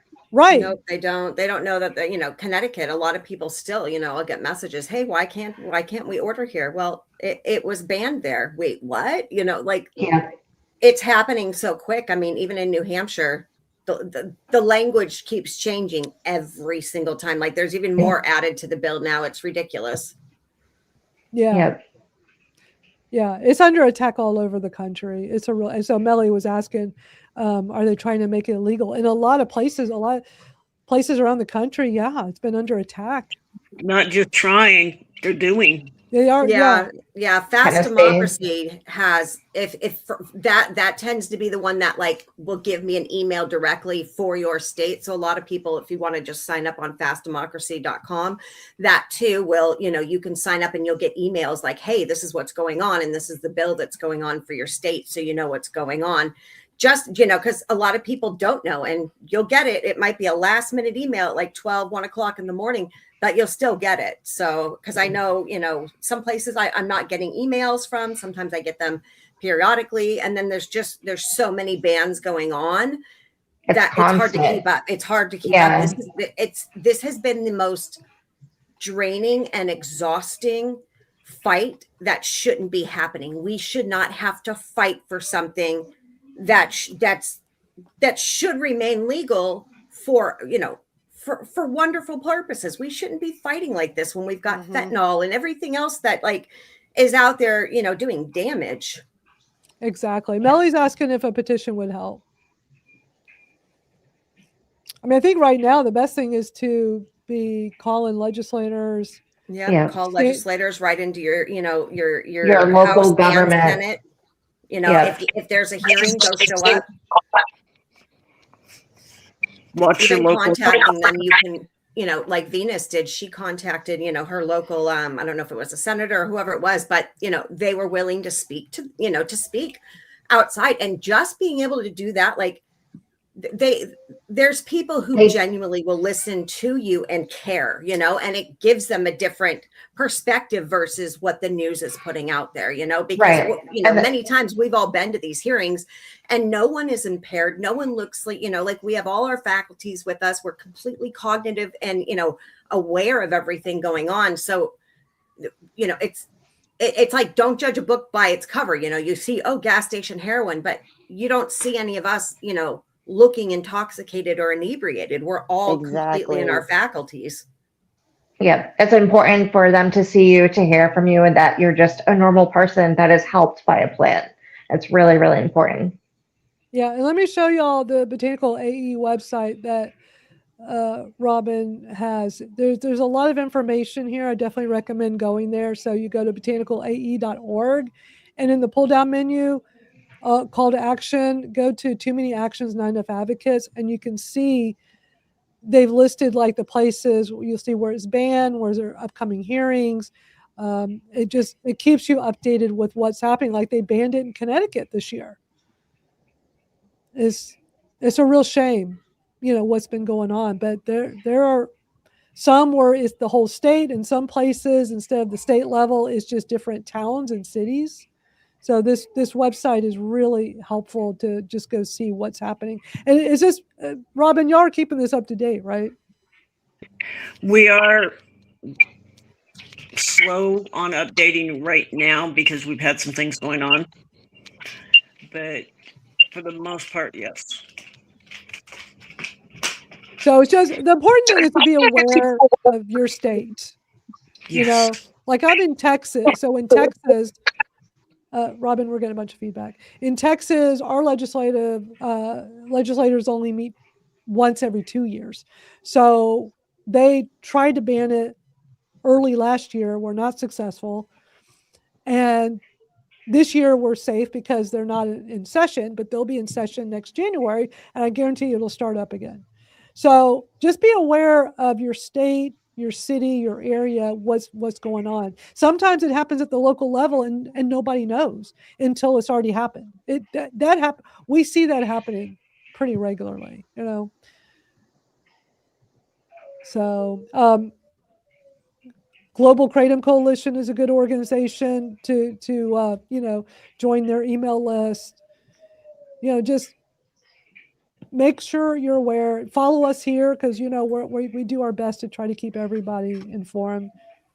Yeah, I put the link for fastdemocracy.com, and then another one, the ikratom.org. You know, that has a lot of updated stuff too. So there's plenty out there between, you know, like BAE and between, you know, what Mitrospec is doing. Like there's a lot of there's more and more that are starting to be like, hey, here's a website. Like the more we are putting it out there, the more someone is going to see it. And, you know, so it's like, just, you know, sign up for all of them, you know, sign up for all of them because you're going to find out what's going on in your area somewhere. Yeah. Because the key is just stay active and involved and just know what's happening. You know, we come on here each week and we see all these crazy news stories around the country. Shayna, we love you too. And I just want to make sure everybody's informed and know, like, how is Kratom being portrayed? If anybody got here late, watch the replay when we're done. We always start off with some of the latest news stories around the country. And they make it so dramatic. It's like, dun, dun, dun, gas station heroin. It's like, really? That's what they want to make this out to be. 13 times stronger than morphine. Like they want to really like pull out the, you know, like the intoxicated, inebriated effects, which isn't happening with any of it, whether it be plain leaf or any of the extracts. You know, it's just we're not seeing that. Right. It's for clicks. It's for attention. Exactly. Just like that doctor video we watched earlier. Yeah. I mean, it's for clicks and views. And it's a shame that we see that so much. It's about who can go viral on YouTube and get paid to talk trash about a plant that they don't even know anything about. They just go and Google or go to AI and have it write a script, and then they read it on the screen and, you know, freak everybody out and get all these views and clicks. It's like, you're doing this at our expense. Stop doing that. You know? Exactly. All right, we will wrap up. We're at 2 hours and 46 minutes, so we will wrap up now. I'm going to close out with Living the Kratom Life song. Thank you all so much for hanging out in the chat. Thank you all. And visiting with us. And yeah, it's always you. great. So we'll Miss be back. Becca dancing. I know. I miss Becca. Hopefully she'll be back with us soon. But I love our group. We got a great group of ladies here. It's always a great discussion. And, you know, just keep advocating for our plant, everyone. Help normalize it. Talk to people. Let them know that there's nothing scary about Kratom. And yeah, we'll don't be afraid to share your story and to let people see that Kratom is no different to us than Tylenol may be to them. Exactly. When I went to Capitol Hill last year, we got to go meet with legislative aides, both with senators and House reps in DC. It would be like me as an advocate, a consumer advocate, you'd have a lobbyist, and you'd have some Kratom vendors. And we went in groups. And of course, they're going to pay the most attention to us consumers. They always perked up when I started speaking. And I had my Kratom with me because, I mean, I live with pain. I'm not going to go walking around Capitol Hill all day is very tiring. It's a lot of work. And I'm definitely going to have my Kratom with me in my backpack. And it dawned on me, like, I should pull it out and show this to the aide while I'm talking about it to help normalize it even more, because they're being fed so much misinformation. They think it's a boogeyman, right?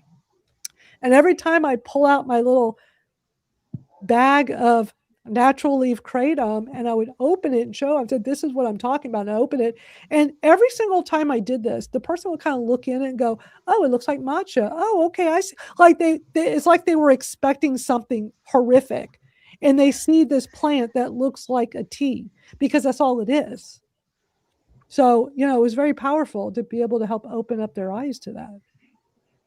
One thing that I'd like to bring up before we close out, don't forget, folks, we're coming up on midterms.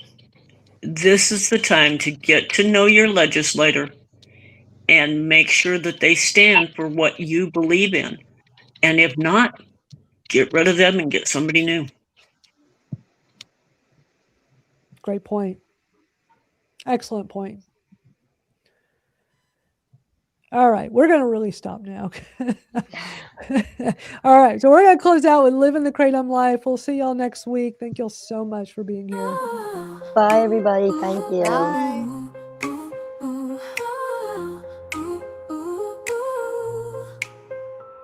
Woke up today feeling light. Grab my blend, ready for flight. Green mango, it's my start. Red barley to calm my heart. From dawn to dusk, I'm feeling free. With every leaf from the Kratom tree, I take my dose, I feel alive. Yeah, I'm living the Kratom life. Oh, I'm living the Kratom life. So wild, every day I'm feeling revived. Capsules packed with nature's glow. Herbal realm, you already know. White flame when I need the drive. It's the power that makes me thrive.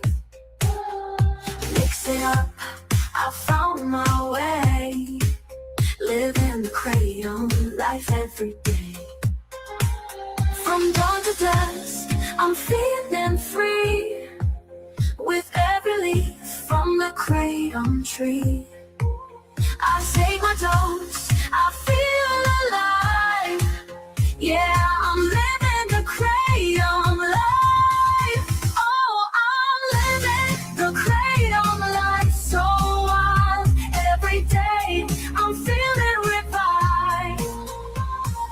Capsules packed with nature's glow. Herbal realm, you already know. You already know.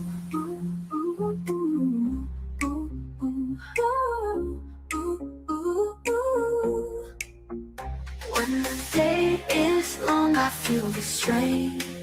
I know that Kratom eases the pain. So I take my blend and I